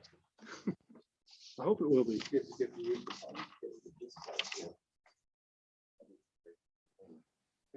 Any other questions? Need a motion on item number 9. I'll make a motion. I'll make a motion that we approve the purchase of the property with the list that have been set forth. Motion from Second. second from council member Paulson. Okay, can I call for the vote? All in favor? Aye. Aye. Aye. Aye. Any opposed? Unanimous. Thank you. Okay. Item number 10, Providence City Code Chapter 4-1, nuisances amendment. This is my item. We discussed that for a bit at the last council meeting. I had sent the draft of changes to the existing code that had been worked on by city staff and our previous prosecutor, Kevin Fife. I sent it to our current prosecutor, Kelly Smith, who's also the prosecutor for Smithfield, and I think he's got another city. And I had to prod him to get it back to me because I said, we've got a council meeting, it's on the agenda to be discussed. He got it back to me and he actually had quite a few changes and added some things to it. And there's a lot of material for the council to digest and it's kind of short notice. So my recommendation is we continue this for two reasons. One, it's a lot for the council to digest. Two, Brian agrees, the city staff digest this. We've got some options for enforcement. We discussed that. But the other thing is we have 4 documents right now. Ryan said, did the copy we got from Kelly have the redlining, and it doesn't. He saved it. So, but in Microsoft Word, you can compare 2 documents. So we have the original code. We have the draft from Kevin. We have the new one from Kelly Smith. And then we have a 4th document that we created if we do a compare. So what I'm going to do is just do a compare to the current code, Kelly's document, then I'll send out the one that highlights the changes from the current code. So you'll have 3 documents. So you can look at a file that says, here's the changes from the current code, what our prosecutors recommended. So you have that, and then all of the new stuff will be highlighted. Makes sense. I just have one quick question, Mayor. Just because your term's coming to an end and you've done a lot of great things in the city. Is this one that you're trying to get done before? No. Oh, okay. I was just wondering because No, there's not a lot of time for Kathleen that and if you're Luke trying to get on done. Okay. She said, no, this is, I know it's come up.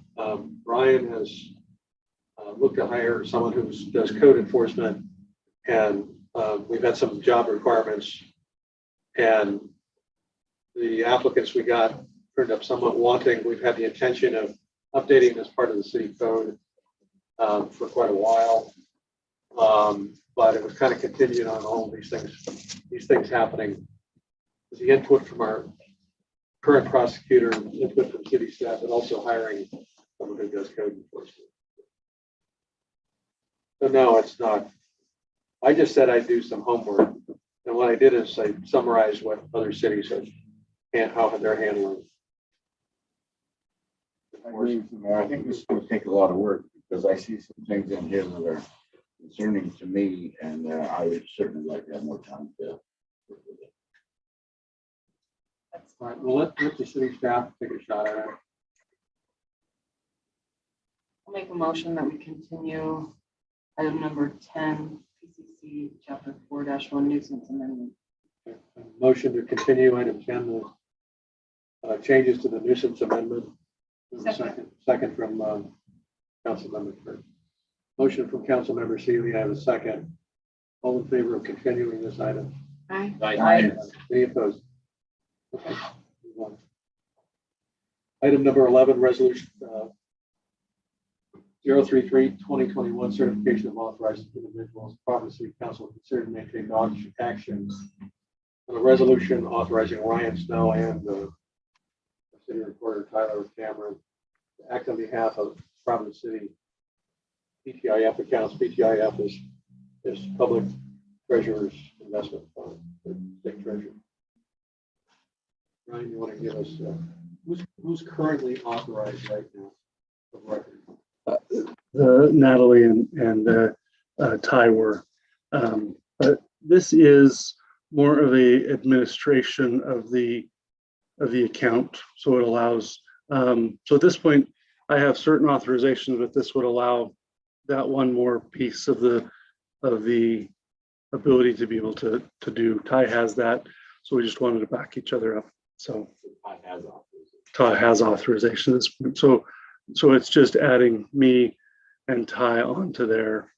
So anyway, which makes sense. And we want to have 2 for that consistency of continuity.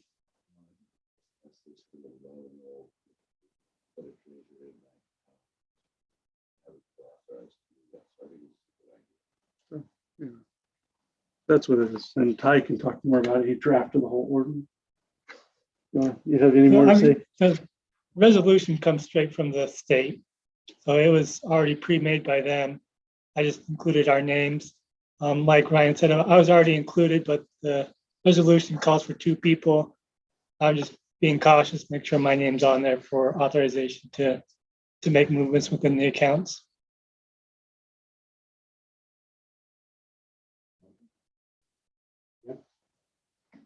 Pretty straightforward. Boilerplate languages from the state. Ty said we certainly. I'll make a Any motion. no questions? Resolution 033-2021 for approval. Motion from council member Smith. Do I have a second? Second. Second from council member. Further discussion? Okay, I'll call for a vote. All in favor of moving resolution 033-2021? Signify by saying aye. I, Any opposed? Passes. Item number 12, resolution 034-2021, appointment of city treasurer. Providence City Council consider may take action on the resolution appointing a city treasurer. This item, Ryan doesn't make mention of the name. And the resolution in the package also doesn't mention the name of who to be appointing. Yes. Please- So, Please explain. all right, I'll try my best. This is the, when we had our last treasurer resign, she hadn't been here long, and at that point, decided to go a different way. She gave 2 weeks notice. We talked about it at the last city council that had happened, and that we'd get some feedback through electronic. And I sent out a proposal of a name and maybe some changes. There was some discourse back and forth. The appointment of a treasurer and appointment of a recorder in Providence City are appointments by the city manager with advice and consent of the council. A lot of other positions are the mayor appointment with advice and consent of council. So this is very similar, only in a difference of between mayor and manager on this. As we have one that is a new employee with us, we've hired a PIO taking on some public information officer. So we have a few options at this point. So the questions, who we want to have do a few specific responsibilities.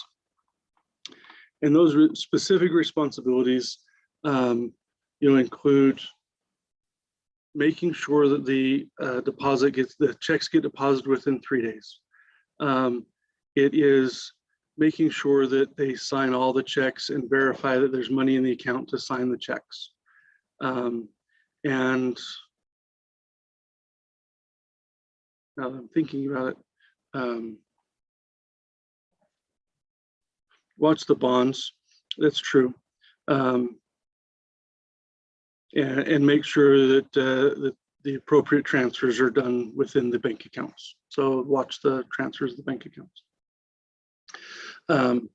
So you can, at this point, because, well, oftentimes there is a manager will hold either the recorder or treasurer tile. So that is an option for the council to leave the treasurer hat and those 3 assignments for me to take care of. I'm qualified. I have been a treasurer and can make sure that those get done, and currently have been acting in that role for those 3 tasks while we've had the absence of a treasurer. The second option, I put forth a proposal. We have an employee, Tara Bankhead, that has been with the city for over 20 years in a relatively same position. She's the only in-house candidate that applied for the position, and we could move her into that kind of a position. And so the third option would be to appoint the new employee we have, train her to do those items, and at that point, her name's Angie Olson. Or at this point, you could reject all of those options and send me back to bring different options. And I'd be happy to do what the council would like. But that is kind of what this is about. So, and because I'm bringing options, I haven't filled in a name, and that's bringing it back to you. So. How much the deposit, signing checks, bank account transfers? how much of your time per week is that? I already signed the checks, so I already review. So I've always signed the checks since I've been here, I believe. So I already signed all the checks. So that's already done by me, whether it was done by the treasurer. If I was absent, maybe the mayor signed a few while I was here. Mayor signed a lot more since we haven't had a treasurer. Right. But at that point, it was always, usually the treasurer and I, and very rarely, I think the mayor had to sign any, very rarely before I usually sign them. So that's something I would, yeah. Seeing the payments, I have access to all those accounts. I've had access. So I regularly review, make sure. So that is only just making sure that the deposit gets done. And somebody else already on staff has been performing that. We have 2 people already trained to make those deposits. So I just need to review, and that's already being done. So it doesn't add any time for me. It would add extra time onto another person. But at this point, I don't think those I have any time on my plate. All 3 of those things wouldn't really add any time to your plate. Because I'm already reviewing, I already have to review the transfers. I already make sure that deposits are done. It adds somebody else having a second check to that, which is good, but I am doing those items. We need an additional person, a 3rd option for signing checks. So we would want a 3rd option to sign checks. Yes, that can be a number of people. Oftentimes when you look at the segregation of duties, you would pick somebody, and I haven't talked to them, but you would pick somebody that is outside of that circle of segregation of duties. So in the previous city I was in, we had our building inspector, and we had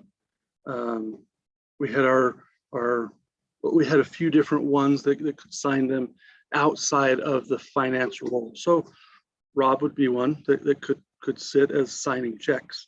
Now that we've removed a lot of the recorder stuff off of Scarlett, that opens up her as an option. Ty is not an option to sign the checks because of his spot. But April, our code enforcement, could assign that as a role. So we could open up that, and we would expect to open up that.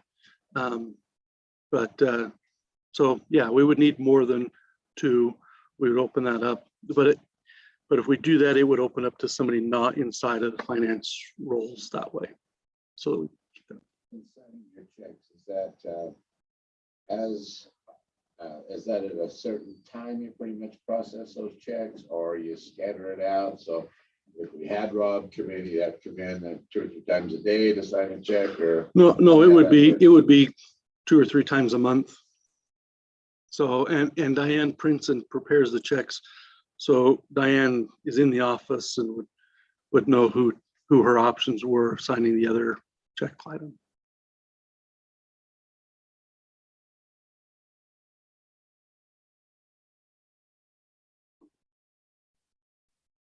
So the answer to that I'm sorry. is the council will approve this resolution, leaves the assignment of who the treasurer is to you. Is that what you're saying? Or do you want us to pick? I want you to pick one of those options. You want us to make payment? Yeah, I've given you options. I'd like you to pick from my cafeteria of options and let me go forward. Didn't Angie apply for the treasurer position? And how does she feel about not actually being given what she applied? Yeah, we've talked about it, and she's understanding and understands. I visited and been fully open about what she's being hired on and the position she has. She was a recorder before. She is moving to Providence because of the engagement. So she was moving here. We've talked about that, and so she's fully clear of what is being presented and talked about in each of those options. So this isn't something I've hidden from any of the staff involved either, to let them know that this is not a sure thing, and the council has the decision of placing that title and those responsibilities. So that's, she's well aware. Who in the council has met Angie or you?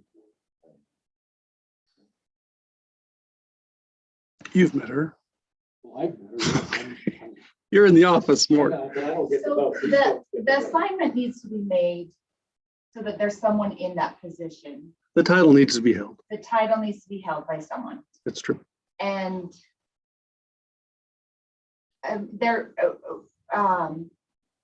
we've considered going into an executive session to talk about some staff concerns.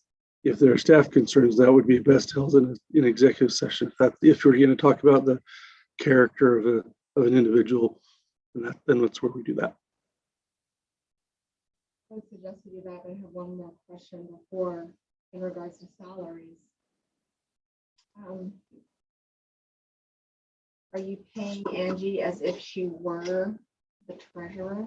I'm paying her the value because the value of a PIO would be higher than the value of a treasurer. She would be paid at the public information officer level because that's a higher valued position. We wouldn't lessen her pay. But if we were to appoint her, would you also give her a raise? No, Is there a lot of training required for her to be assigned to that position? I think there's some training. I don't know that there's a lot of training, but there is some training. But I wouldn't say there's, I mean, it's clearly manageable, or I wouldn't have proposed. Does she have an accounting So, background, understanding? yeah, Angie has been, yeah, I would say that there's understanding that she's been in city government quite a bit. She's seen it more on the recorder side. She's been a deputy recorder for Bluffdale as well as Draper. And she's been an administrative assistant with UTA as well as another one. But so she's worked for government in a related role. So I don't think it's a far stretch. As the PIO, does she have time to have the treasurer responsibilities? Yeah, at that point we have duties like when anyone leaves, we reevaluate the assignments. So when Beth left as a treasurer, she held both the treasurer and held the PIO and held the role of court clerk. When Ty came on, we crafted off the recorder role, left him with a court clerk role, and we would reevaluate the different duties and would carve out different ones to make that fit and balance. But that happens with any position change. We would do that. If it's water or if it's public works or wherever we are, if there's a change, we would evaluate their skill and kind of move accordingly. So that happens regularly. So I came into this thinking that I would want you to do it, but to me, this position comes down to a lot of optics. As some people in the city would say that you already have a lot of control, and so adding another title, even though it's stuff that you're already doing. So the optics of it is my only hang up, but there's also optics with Tara because of history, because of concerns within the city of nepotism and although Scarlett has Should we nothing be an to do with executive? this. Not that part. Right, I think as long as we're, and I'm not talking about anyone's character. So it seems to me that the motion I would make would be to have Angie take the title because of those optical concerns. I agree with Carrie. Got a motion? Sure, I make a motion that we hire, that the title of treasurer be given to Angie Olson. Yeah, a motion to Councilmember Heck to appoint Angela Olson as city treasurer. And I have a second from Second. Councilmember Kirk. Further discussion? Have a motion on the table? I call for a vote. All in favor of the motion on the table of appointing Angela Olson as city treasurer? Signify by saying aye. Aye. Any opposed? None. I think she'll be pleasantly surprised tomorrow. Ryan. We good? She'll be pleased. She'll say, fellow council, thank you. Absolutely, absolutely. All right. I do have other changes that may occur as we move. Is there any concerns if there are other responsibility changes with optics or anything else expressed? Is there anything else that you don't want any of them to do, or? I still think there's a discussion for executive session if you're willing to go into it. Carrie and I have had discussions, and I think I'm fine with that. sometime when you're ready or towards the end of the meeting is fine. I think, well, if we want to do staff reports and that and then go into it. Okay. Staff reports. All right, so we have those two items left. Rob, you want to give us your?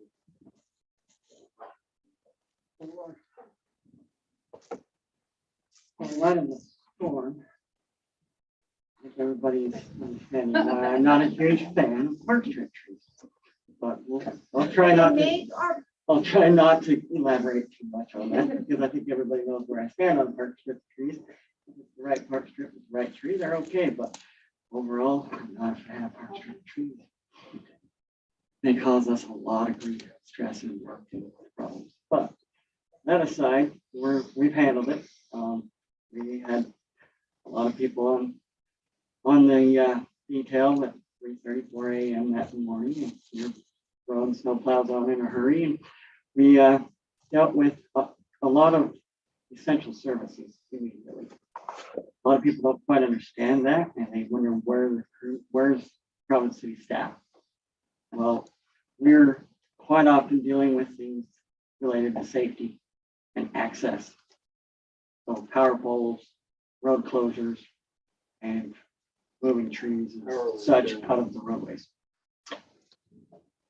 That being said, I don't know if you guys want to talk more about the green waste situation. It's been an interesting week, to say it mildly. But I think We still have a lot to collect in the city. Oh, but it's looking so much better. we've made a dent and we've had our crews out. And that's the other thing a lot of people don't quite grasp is how many to-dos there is right before the winter season gets here for our public works staff. We can't just drop everything for a month and deal with trees. I wish we could, and a lot of people think we should. But unfortunately, we got a lot on our plate right now, especially with the road projects that we've got going on this year. The road shouldering, the mailboxes, the street signs. I mean, I could go on and on. So we have a 3-man streets crew, and they dropped everything and they dealt with trees for a few days. Now they're kind of doing some other miscellaneous stuff in between other tree details. So they're definitely busy, but unfortunately, we don't have the manpower, staff, and equipment to take care of a situation like that. All in-house with curbside branch pickup, which we got a lot of flack for, that we didn't seem to do more. And so, I didn't have anybody complain to me about the city. that's And wonderful. most people complain straight to me. That's wonderful. We definitely got plenty here at the office. So Rob got here for me. We did. But I think we're Residents calling directly here. calling, we had lots of calls and lots of walking. The day later, how come the branches haven't been picked up? How much worse is this? My perception is that this storm was significantly worse than the windstorm in terms of cleanup than we had. The windstorm seemed to be a strip of Providence, and this was all of Cache Valley, in terms of. I seen them very closely related. I've heard that a few times. The mature trees were probably worse off than Nibley is because we got infinitely more trees. Yeah, the branch situation was worse, but the tree situation, I think was worse prior because of the size of the trunks that we had to deal with. Well, most trees were dry. Yeah. We put a little wait on those dry trees. If they'd had more moisture in them, it probably would have been. They do better than, they do better, yeah. But citizens were just mad because Why? Because it snowed? They didn't have a truck. Because the city, park strip trees have a very bad persona of being the city's trees. We didn't plant the trees. We don't necessarily choose what tree or where or how many, but they're all ours as soon as there's a problem. And so that's kind of where a lot of my complaints come. They're your trees, so we can deal with them. Even though it's obvious that, our ordinance is what it is, and we need to maintain their adjacent properties' trees and the park strips, which they probably planted. But that being said, I think it was some rough, but I think the city grabbed hold and helped each other out. And in the end, it's working out. Rob, how are you doing it? I mean, it sounds like a heavy load to carry verbally and literally. Just how are you? I'm doing great, thanks. I handle stress really well. It's one of the, I guess, good traits that I can acknowledge that I have, that I can manage my stress level and not let it overwhelm me and get angry and frustrated and stressed out, and not function. So We have a lot of armchair public works directors out there. yeah, I was in the snowplow at 4 a.m. and luckily our backhoe was the one that was easiest to get out there on the roads quick.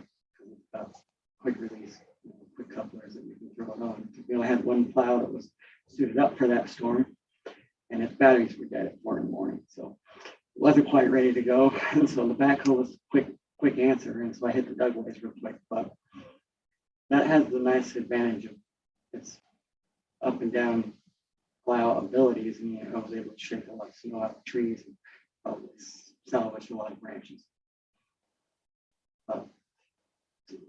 That aside, we have got quite a stockpile of branches at Bob's Park, and right after it happened, we did manage to get some old buddies of ours that we used to use a lot of our tree budget with to start removing the limbs out of our 2 green waste bins.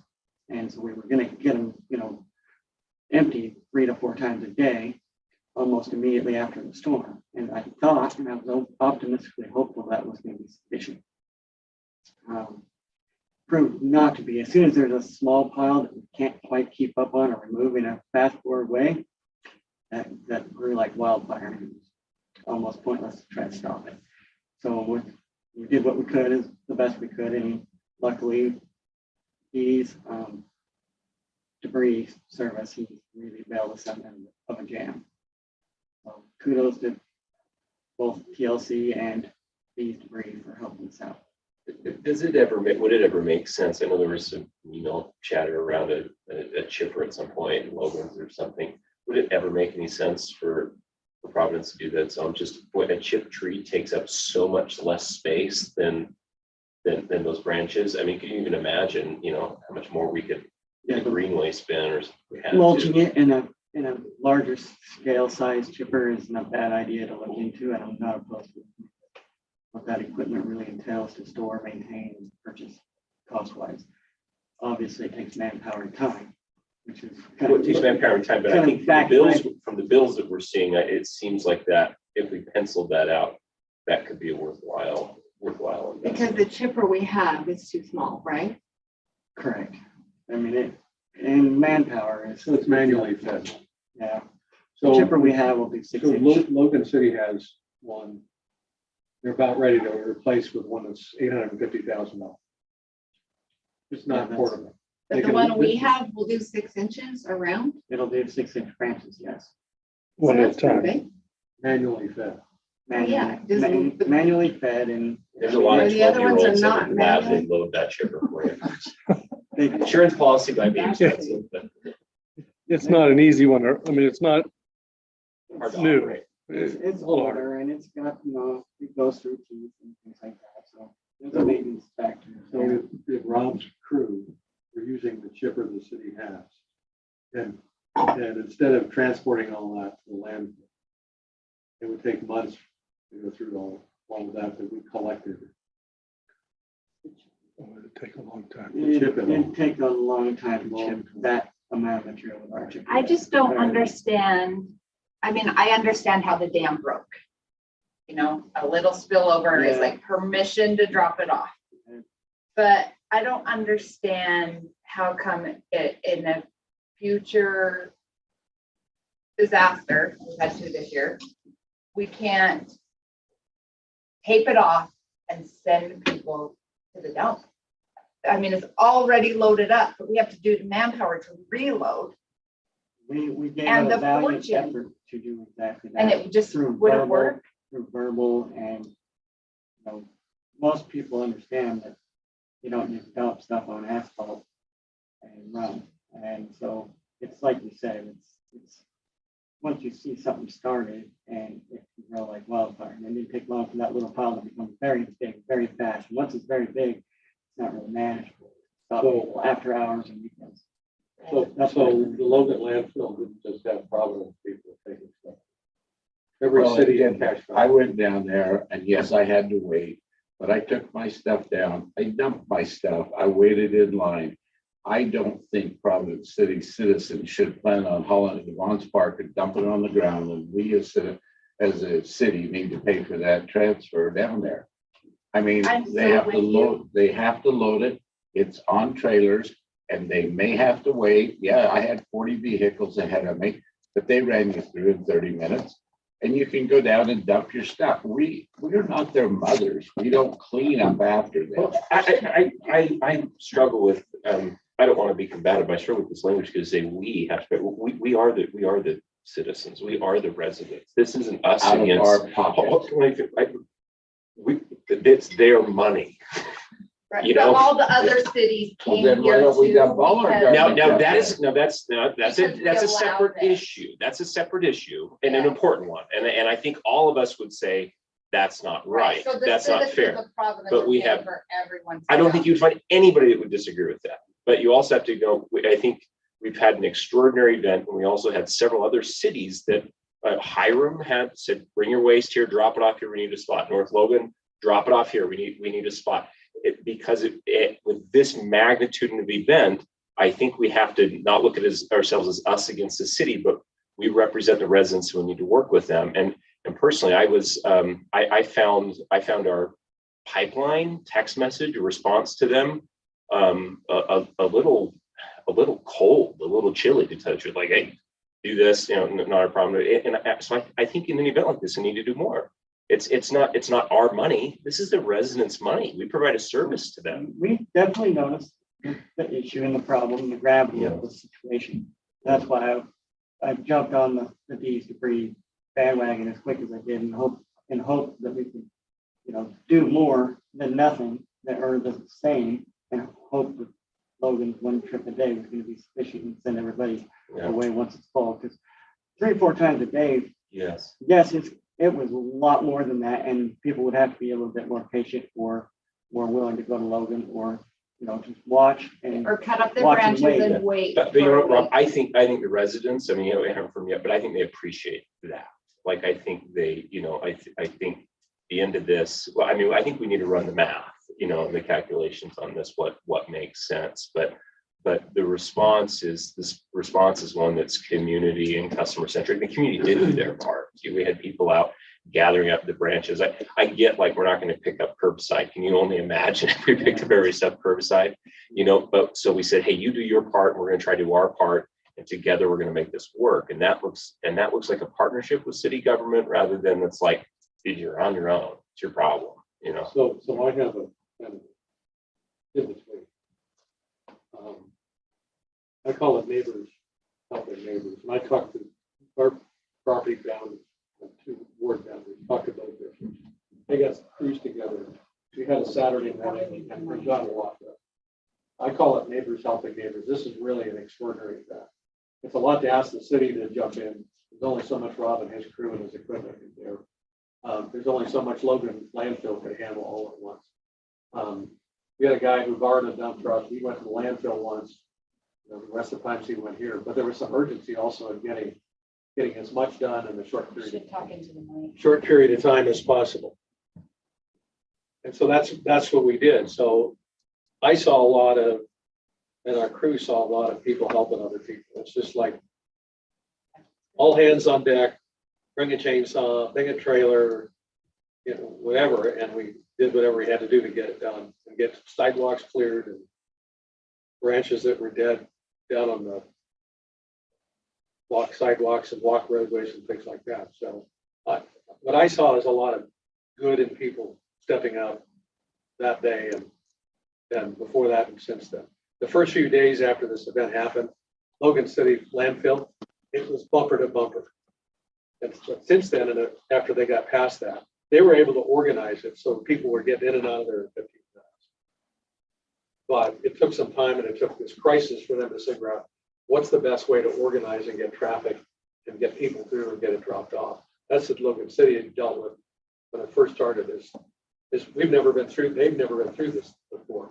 But what was daunting was the first few days, you saw down Highway 30, you know, saw pickup trucks with trailers bumper to bumper. They actually had 4 dumping, or 6 dumping stations, 8 dumping stations when I was down there. That was Wednesday. And they had 8 dumping stations, and it was in and out. There was about 40 trucks heading in. I was in and out in about 30 minutes. And so and not only that, they've extended their hours, and you can even dump without a manager on site now. It's open. You can haul down there and dump. Oh, that's good. Yeah, and on site, there's the manager's there till 7 o'clock in the evening, and you can take down after that and dump limbs. I think myself, yes, we need to clear sidewalks.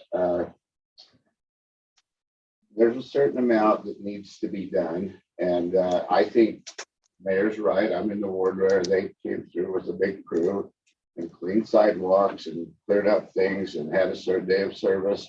And they hauled a lot of stuff away, but I still think it was unnecessary to create the pile we had. I just think that's too much for us for the city money to be spent on. I really do. I think when those trucks were loaded, they had to take them somewhere. They couldn't leave them where they were at, and it's 5 miles down to dump and 30 minutes. I just think a little bit more, and I'm not blaming anybody. You did the best you could. I just think it's a little frustrating that the citizens would do that to their own community. How much did it cost? We're probably gonna be pushing 20,000+. I mean, and the thing about chipping is, I get the pile was huge. This was bigger than normal, but I mean, you wouldn't have to chip it all this week or next week. I mean, that could be something that you worked on and then just do a big pile of chips and tell people to come and get chips for their flower beds or, things like that. Something to think about, because we do provide, I get what Brent says. If I had a trailer loaded, I would take it to Logan. I wouldn't come and unload it at the green waste, but we do provide services. The timing was the one that had me concerned that I needed to try to get a hold of that pile's location because that's our winter snow storage. But unfortunately, that's our best spot for something like that, even though timing can be very difficult with that park's reservation, the amount of parking that actually gets used in that parking lot. Maybe we should just have everyone dump them at that retention pond on 10th South. Plenty of room in there. I think had like 6 feet of water in it after that storm. They can make a big splash. Logan Environmental, I think we need to ask them for a little bit better communication, because I did not know their hours were extended. It's not on their website. So I don't know where people are hearing that, or did they have extra days? A lot of these people are doing Radio. What? Radio. Yeah. Radio. Josh I didn't know know. that's Who not in listens some to the people's radio? vocabulary. That's okay. That's okay. Let's just say the youth and their leaders that were gathering up trees were listening to Spotify that day. So But the other thing is just great points all along. But you have to understand, people are gathering up after hours. They work during the day. They gather up in the evenings. They don't know Logan landfill's not open, or it's not open. I don't think it was the first couple of days. And, to take, 2 hours off work the next day and haul it out there is hard. I'm optimistic that Logan learned some from this experience the second go.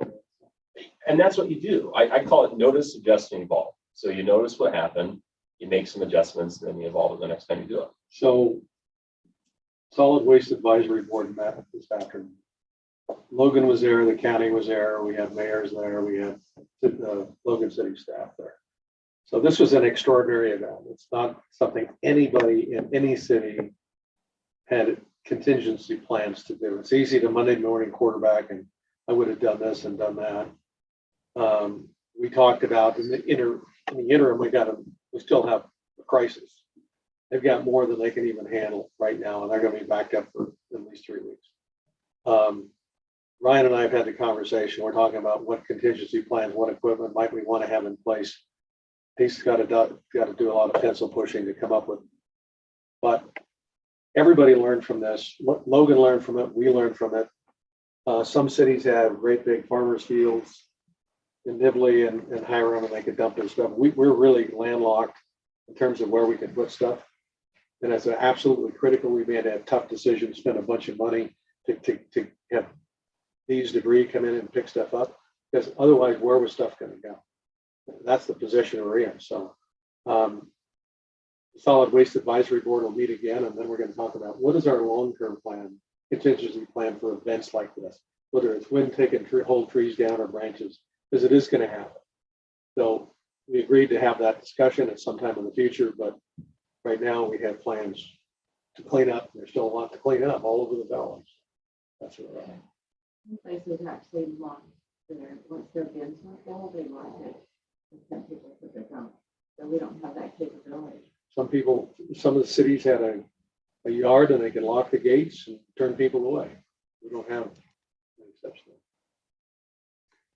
And we're fortunate that when the windstorm came last year, it was right before, and there was weddings planned right then. And at that point, if that same thing had happened, there wouldn't have been a parking lot for the reservations that occurred fairly quickly after.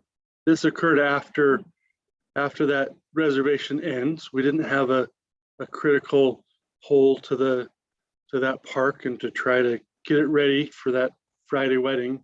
And they came. That one worked out well. They brought a crew. We had a crew and got it.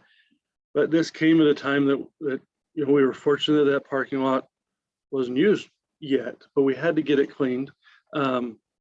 We are making progress. I think we've seen quite a bit of it removed. Initial estimates are high because you don't know how deep and how much and how fast, and so as we're zoning into that, we're getting closer to find out. We haven't gotten an invoice, and we are looking to see what that'll do. But it definitely came at a cost. But what do we do? We couldn't pick them up. We couldn't go out and do that. That's something we hadn't staffed for. Do we look at other equipment? I look in a little jealousy of these debris equipment. And I think that, if we had something like that, even on a smaller scale, there's a lot of uses that we could do with something like that. Especially if we take into account the fee we pay Logan for green waste. I understand that fee is what it is right now, but if it changes or that, we should probably consider what we do in place of that, and maybe rather than asking Logan for a solution, maybe we invest into some of this emergency equipment. We've had 2 emergencies in 2 years, so I'm starting to feel like this is common, because the 2 years I've been here, we've had 2 of them. So I'm not sure if this is. You keep telling me that this is unusual, but. So anyway, any other questions for Rob?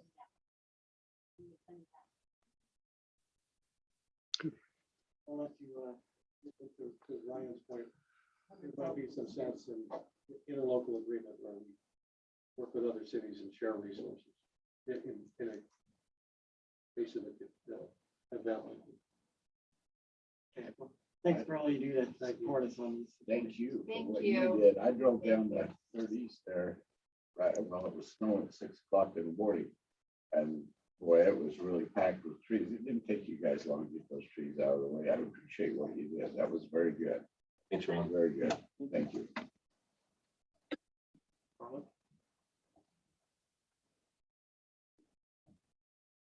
Well, in spite of the windstorm, people kept developing. We have got 20 active land use applications right now, which is about what we had last month, but these are a different 20. They're rotating through. We've got 7 concept plans. That means 7 new developments. Now, not all of them are big, but they all add up. We've got 3 of them that have moved to preliminary plat stage. We've got 3 in final. We've got 3 rezones that are various stages. You've been involved in all of them, but they're still on the books because we haven't quite finished them up. And then we've got 4 conditional uses. That will change a little bit based on tonight's ordinance. And I didn't have time to go through and see how many active open building permits we have that April's following up on with storm water compliance and stuff. There's quite a few. We were really, really fortunate on Saturday. We had that bad weather on Tuesday, but by darn, they came through for us on Saturday. And we had our 90 cars at the car show, which was amazing given the earlier weather in the week. It was a beautiful day, as you know. Chad Woolley and Tracy Cowdle had their band there, De Novo, and bless those guys' hearts, they played the whole entire time. The car show people, maybe they liked the weather, I don't know, but they were extremely generous this year with their donations for the raffle prizes. And we're going to be able to present the family place with a check for $575 just based off of donations for those raffles. So that was fun. And it was a great day. So thanks to the staff and thanks to Shania Laird and her family, they really do a great job to organize that. They've got wonderful contacts and get a lot of support out of it. And so thanks to the council for allowing us to do that. I think it was a great day. Our next project that we're looking at, of course, is the tree lighting. So save Thursday, December 2nd, save that day. We've got plans to increase the lights on the tree so that there's more light. And we've also got resident that has volunteered to come in and get us some really cool looking decorations. She came and showed Shayla and I what she had in mind. She's going to work up a budget and we'll move forward with that. So I think your tree will look beautiful. And I know there's some other ideas for other parts of that event, but I think it's going to move along really well. So that's kind of where we're at, and closing up the recreation for about 30 days, and then we'll start taking registrations and get ready to open those fields and parks up in a few months. So any questions, concerns? All righty, thank you. Thanks. Thank you. Brian? Time to go. Aye. Election. We had our candidates event last Monday, had a pretty good turnout. We've got the video on our website if you didn't catch that. Election coming to a close November 2nd. We got our information pamphlet mailed out to all registered voters. Our candidates will be able to begin their term January 3rd. Any questions? Thursday, Monday. Yeah. First Monday of the. I think it's great that you re-recorded and got the candidates thing on the website. Thanks. I had people ask about that, and when they ask about your position, it's way easier just to say, why don't you go watch the video and decide for yourself. We had some great questions and great answers. Yeah.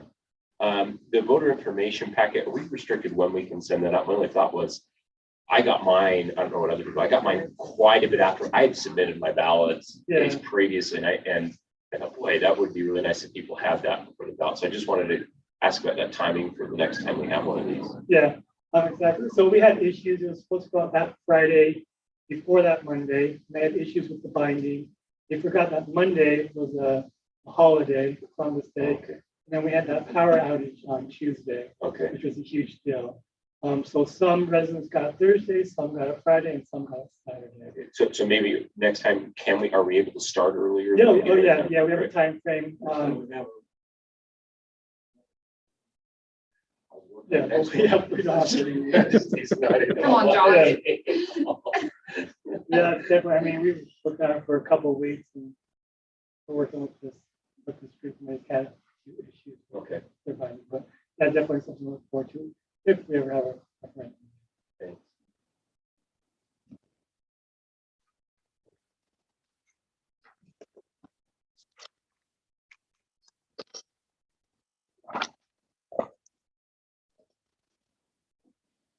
I figured it would be a fun. Actually, I figured I would, we could talk to the current budget and where we're at and kind of show you, give you an update, post it on our site, have it updated. But sometimes if it's not handed out and seen, then it's, well, maybe it's not I looked at as much.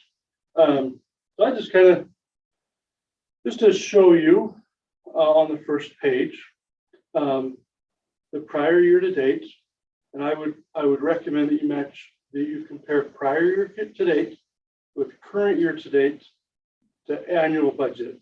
Now, this is about a third of our budget year past, a little bit less than that, but at the end of October it would be. So we're like 25% of our budget. So you can see some of where we're at.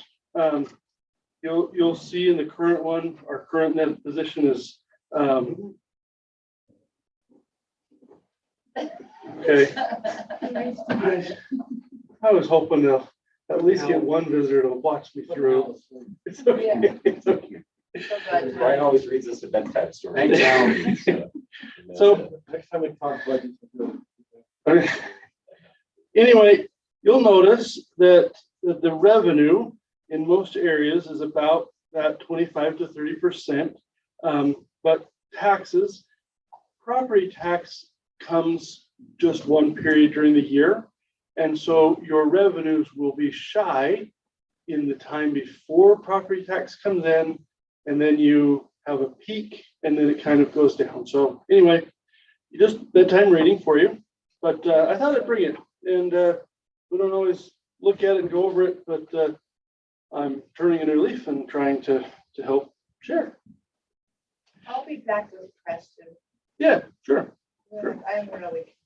So we got more COVID money, COVID government money in this year thus far than we got in 2020. That's correct. And we're ahead of schedule. And we're above what we budgeted on the revenue side. Yes. So at that point, we got a payment from the COVID. The expectation was that we'd get the 433, but that would be a one-time payment. Yeah. In July, we'll get another one in the year.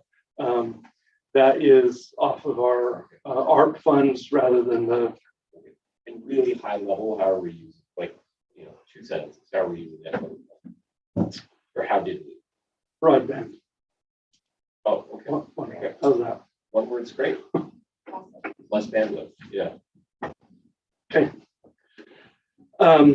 Just to report, we have received an award from 2 grants this between the last meeting and this one.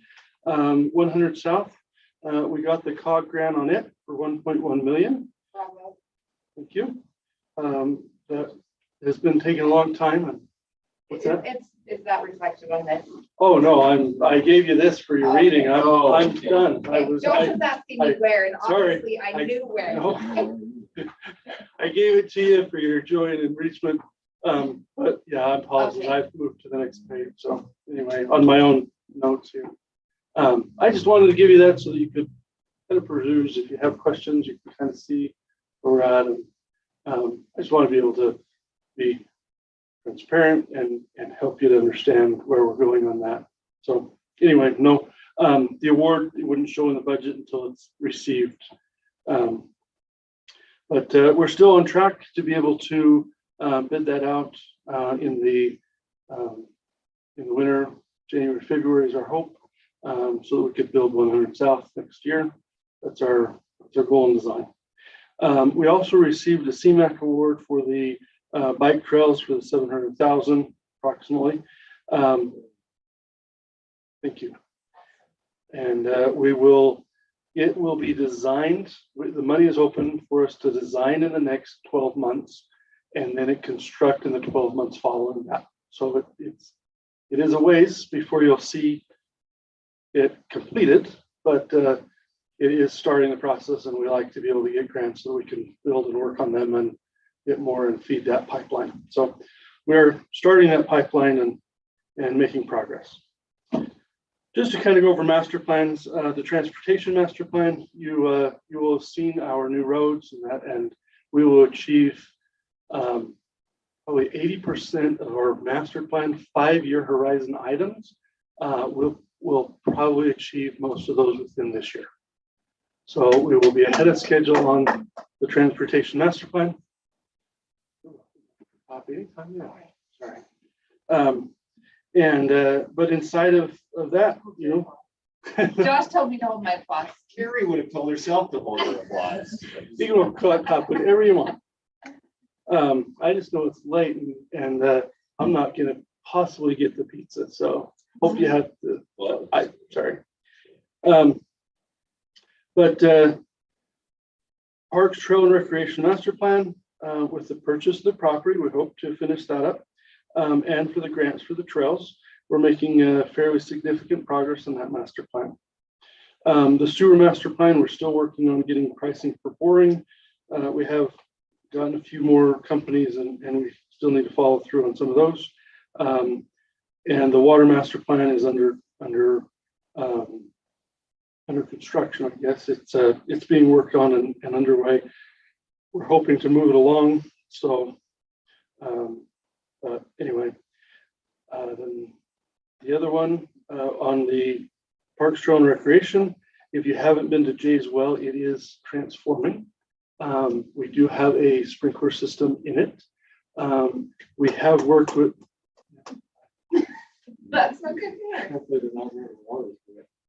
No, but they're watering the plants they've planted. So they did have a planting day last Saturday, and well attended. Actually, there was quite a few from Trees for Utah and Stokes Nature Center and some of the neighbors. Very good attendance in that event. If you didn't go, they missed you, but it was. I missed that announcement. I drove by when that was happening. I was like, God, this is amazing, you know. But I had stuff going on Saturday. So was there announcements? I mean, I would love to be part of that. I want my kids there. Yes, I sent out emails specifically what was there, but I also But it wasn't very far in advance. not the email. It was not, but I did post on social media before, and they had been posting to recruit, but ours wasn't a lot of advance. Listen to the radio. So I didn't put it on the radio. I'm sorry. Sorry, that was the I will learn better. They will come back. Yes, they have more to do. They will come back this Saturday, and they have a youth group helping to. I think they're going to put some mulch around. So we're going to use some of that chipping that we'd already had from last time. We might be able to use some of that now. And then they're going to continue to water, and they may have some more planting in the spring. But things are coming along, and it's exciting. And then they'll put in some other pieces. One of the things, they'll paint a mural along on the building, and so it'll be a pioneer. I'm really happy about this. It will be a nature theme, so it won't necessarily be pioneer, but it will be nature themed. So kind of more nature park. I mean, I'm happy about it if I like the mural. I mean, who's choosing the mural? Yeah, it's bees and butterflies. You like bees and butterflies? Is Stokes Nature Center, are they the They ones that found the commissioned artist. and They found the artist, and they've. who's the artist? No. I don't think we can get Bob. Sorry, I get really like punch happy after about 9:30. So I'm just trying to settle down. Yeah. Okay, if you find out, I would be Okay, interested in I'll look. knowing their park plan. Yeah, I think I have an example of my whole collection. So, Okay. fine, come on in. Okay, I'll make it. Yeah, come on in. But they offered, and when they had that offer, they've had other artists offer to do other buildings if we're so inclined. You know, maybe the Alderwell or some of the other buildings that are close to a park that we may paint a mural on rather than have them be the natural thing.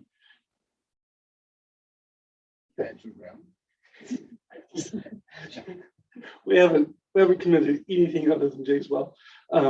But there has been some interest that maybe if we wanted some, I don't know whether you've been over to Tremont lately, but they have several murals that they have. One's a Candy Bombers, you know.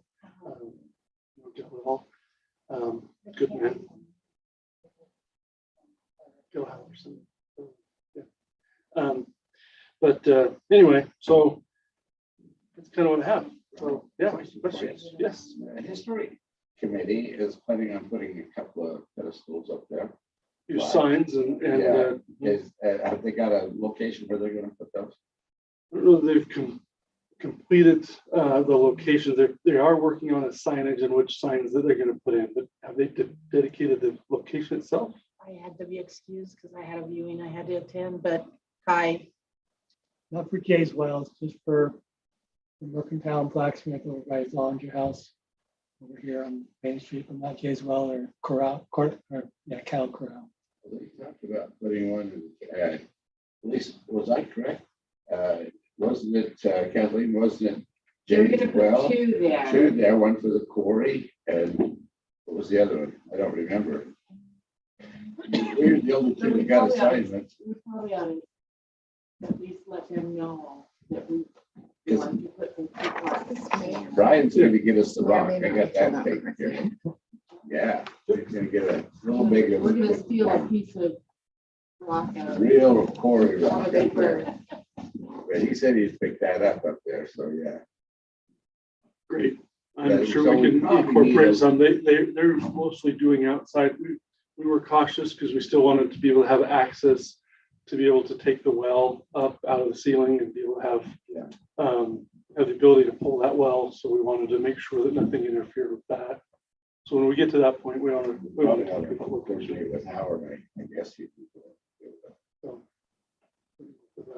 Well, if we gave them a size, Yeah, spot, yeah. so that they could save a spot, we would be digging up something that they already planted. We had a rock roll down and hit one of the boxes up the canyon. It was, told Brian to grab that when he said, no, it weighs about 3,000 pounds. So I guess we won't bring that one down. maybe if we had one of those trucks that Dina Breeze has, maybe we could. Yeah. I'm sorry. All right. Any other questions? Thanks, Ryan. Council reports. Let's go for it. Mel. Since our last meeting, I've met with Just the, a second, I just got an email from somebody on my Gmail account saying that they're having a hard time watching this Zoom meeting. YouTube. YouTube. Yeah. They said that they can't hear us. They can only see our faces. Camera right here. Well, actually, this is the camera. What's this here? It's supposed to be one, but we, Maybe we're not doing a good enough job talking to mics. We're getting casual. Text Christina if you can hear us No, now. I think we're good. The rest of the questions are Her cell phone election number questions, is- so. Do you know? my council reports. Since our last meeting, Ryan and I met with the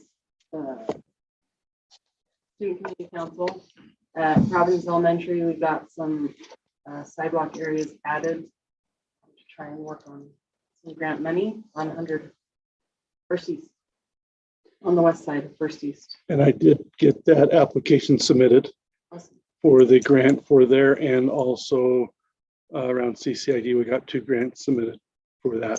We haven't heard yet. Awesome. I've met with West Fork Irrigation Board. They really have appreciated being able to work with the city. They did have two asks, I think, for Public Works to do sometime between now and when we start watering again. So when you find some downtime, I have a couple of things for you to look at, Rob, for the irrigation company. And library board meeting, we'll have that again next week. I talked to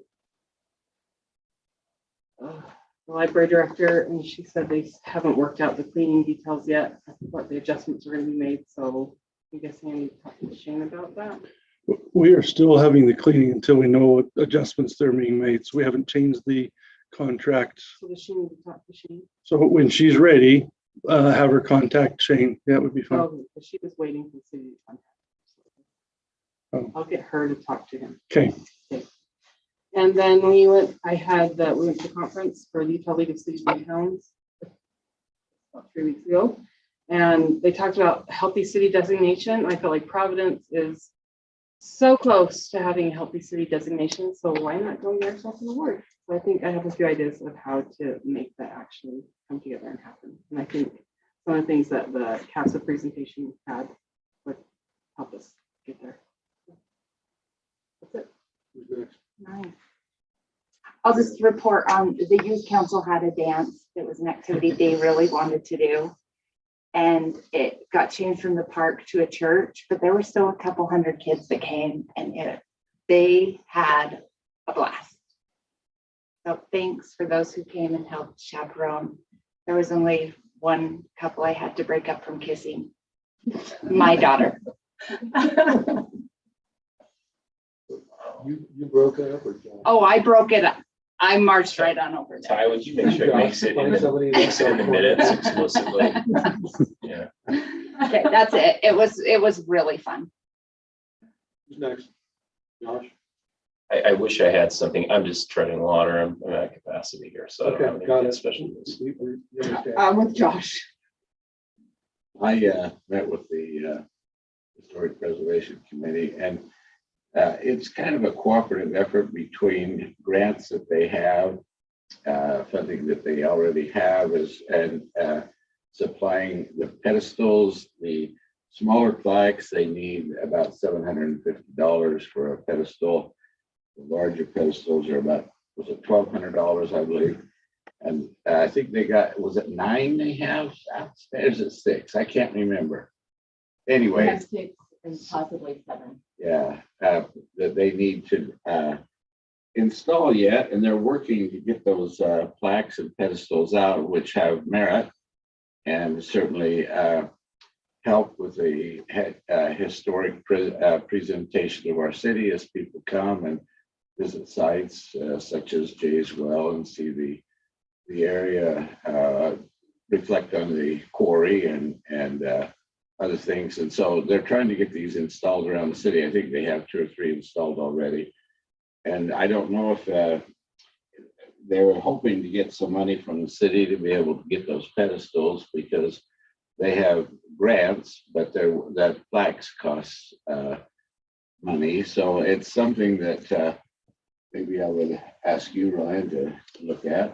I did meet with them at one point and did say that we had some money in signs for parks inside of the Parks, Trail and Recreation Master Plan. So I did communicate with them, and we do have a budget for the Historic Preservation Committee. So we do have 2 different budget items that we could draw from. So I challenged them. I probably had more money for pedestals than they could get their signs done. So I still stand by that if they can get them done, I think we can get the pedestals. Good. Maybe I'll come and talk to you about that and see what we're talking. And what's that, Kathleen? They must have forgotten. They must, yeah, because they didn't bring that up at the meeting. I don't know if the minutes reflect that, but I did say that. So oh, anyway, I'd love to help them. Are you attending emergency management meetings? I've attended some. I haven't attended the last couple.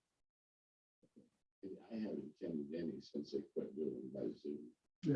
So. You want to attend them? You want me to attend them? It's a little bit I hard. think as a to party, we can both attend if we can find that opportunity. Sometimes it's a lot of hard, it was easier with Zoom and so anyway, but yeah.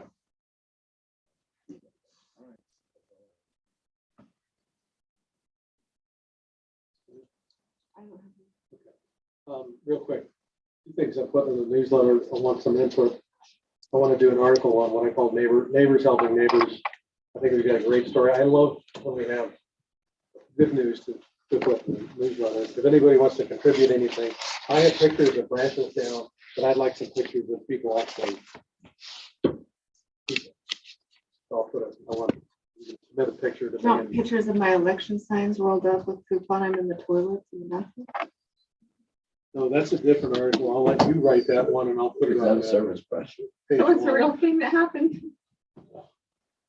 And the other is on the back page, I'm tired of people speeding through Providence. I snapped an image of a 25-mile-an-hour sign and I'm going to say 25 miles an hour in the city, here are the exceptions.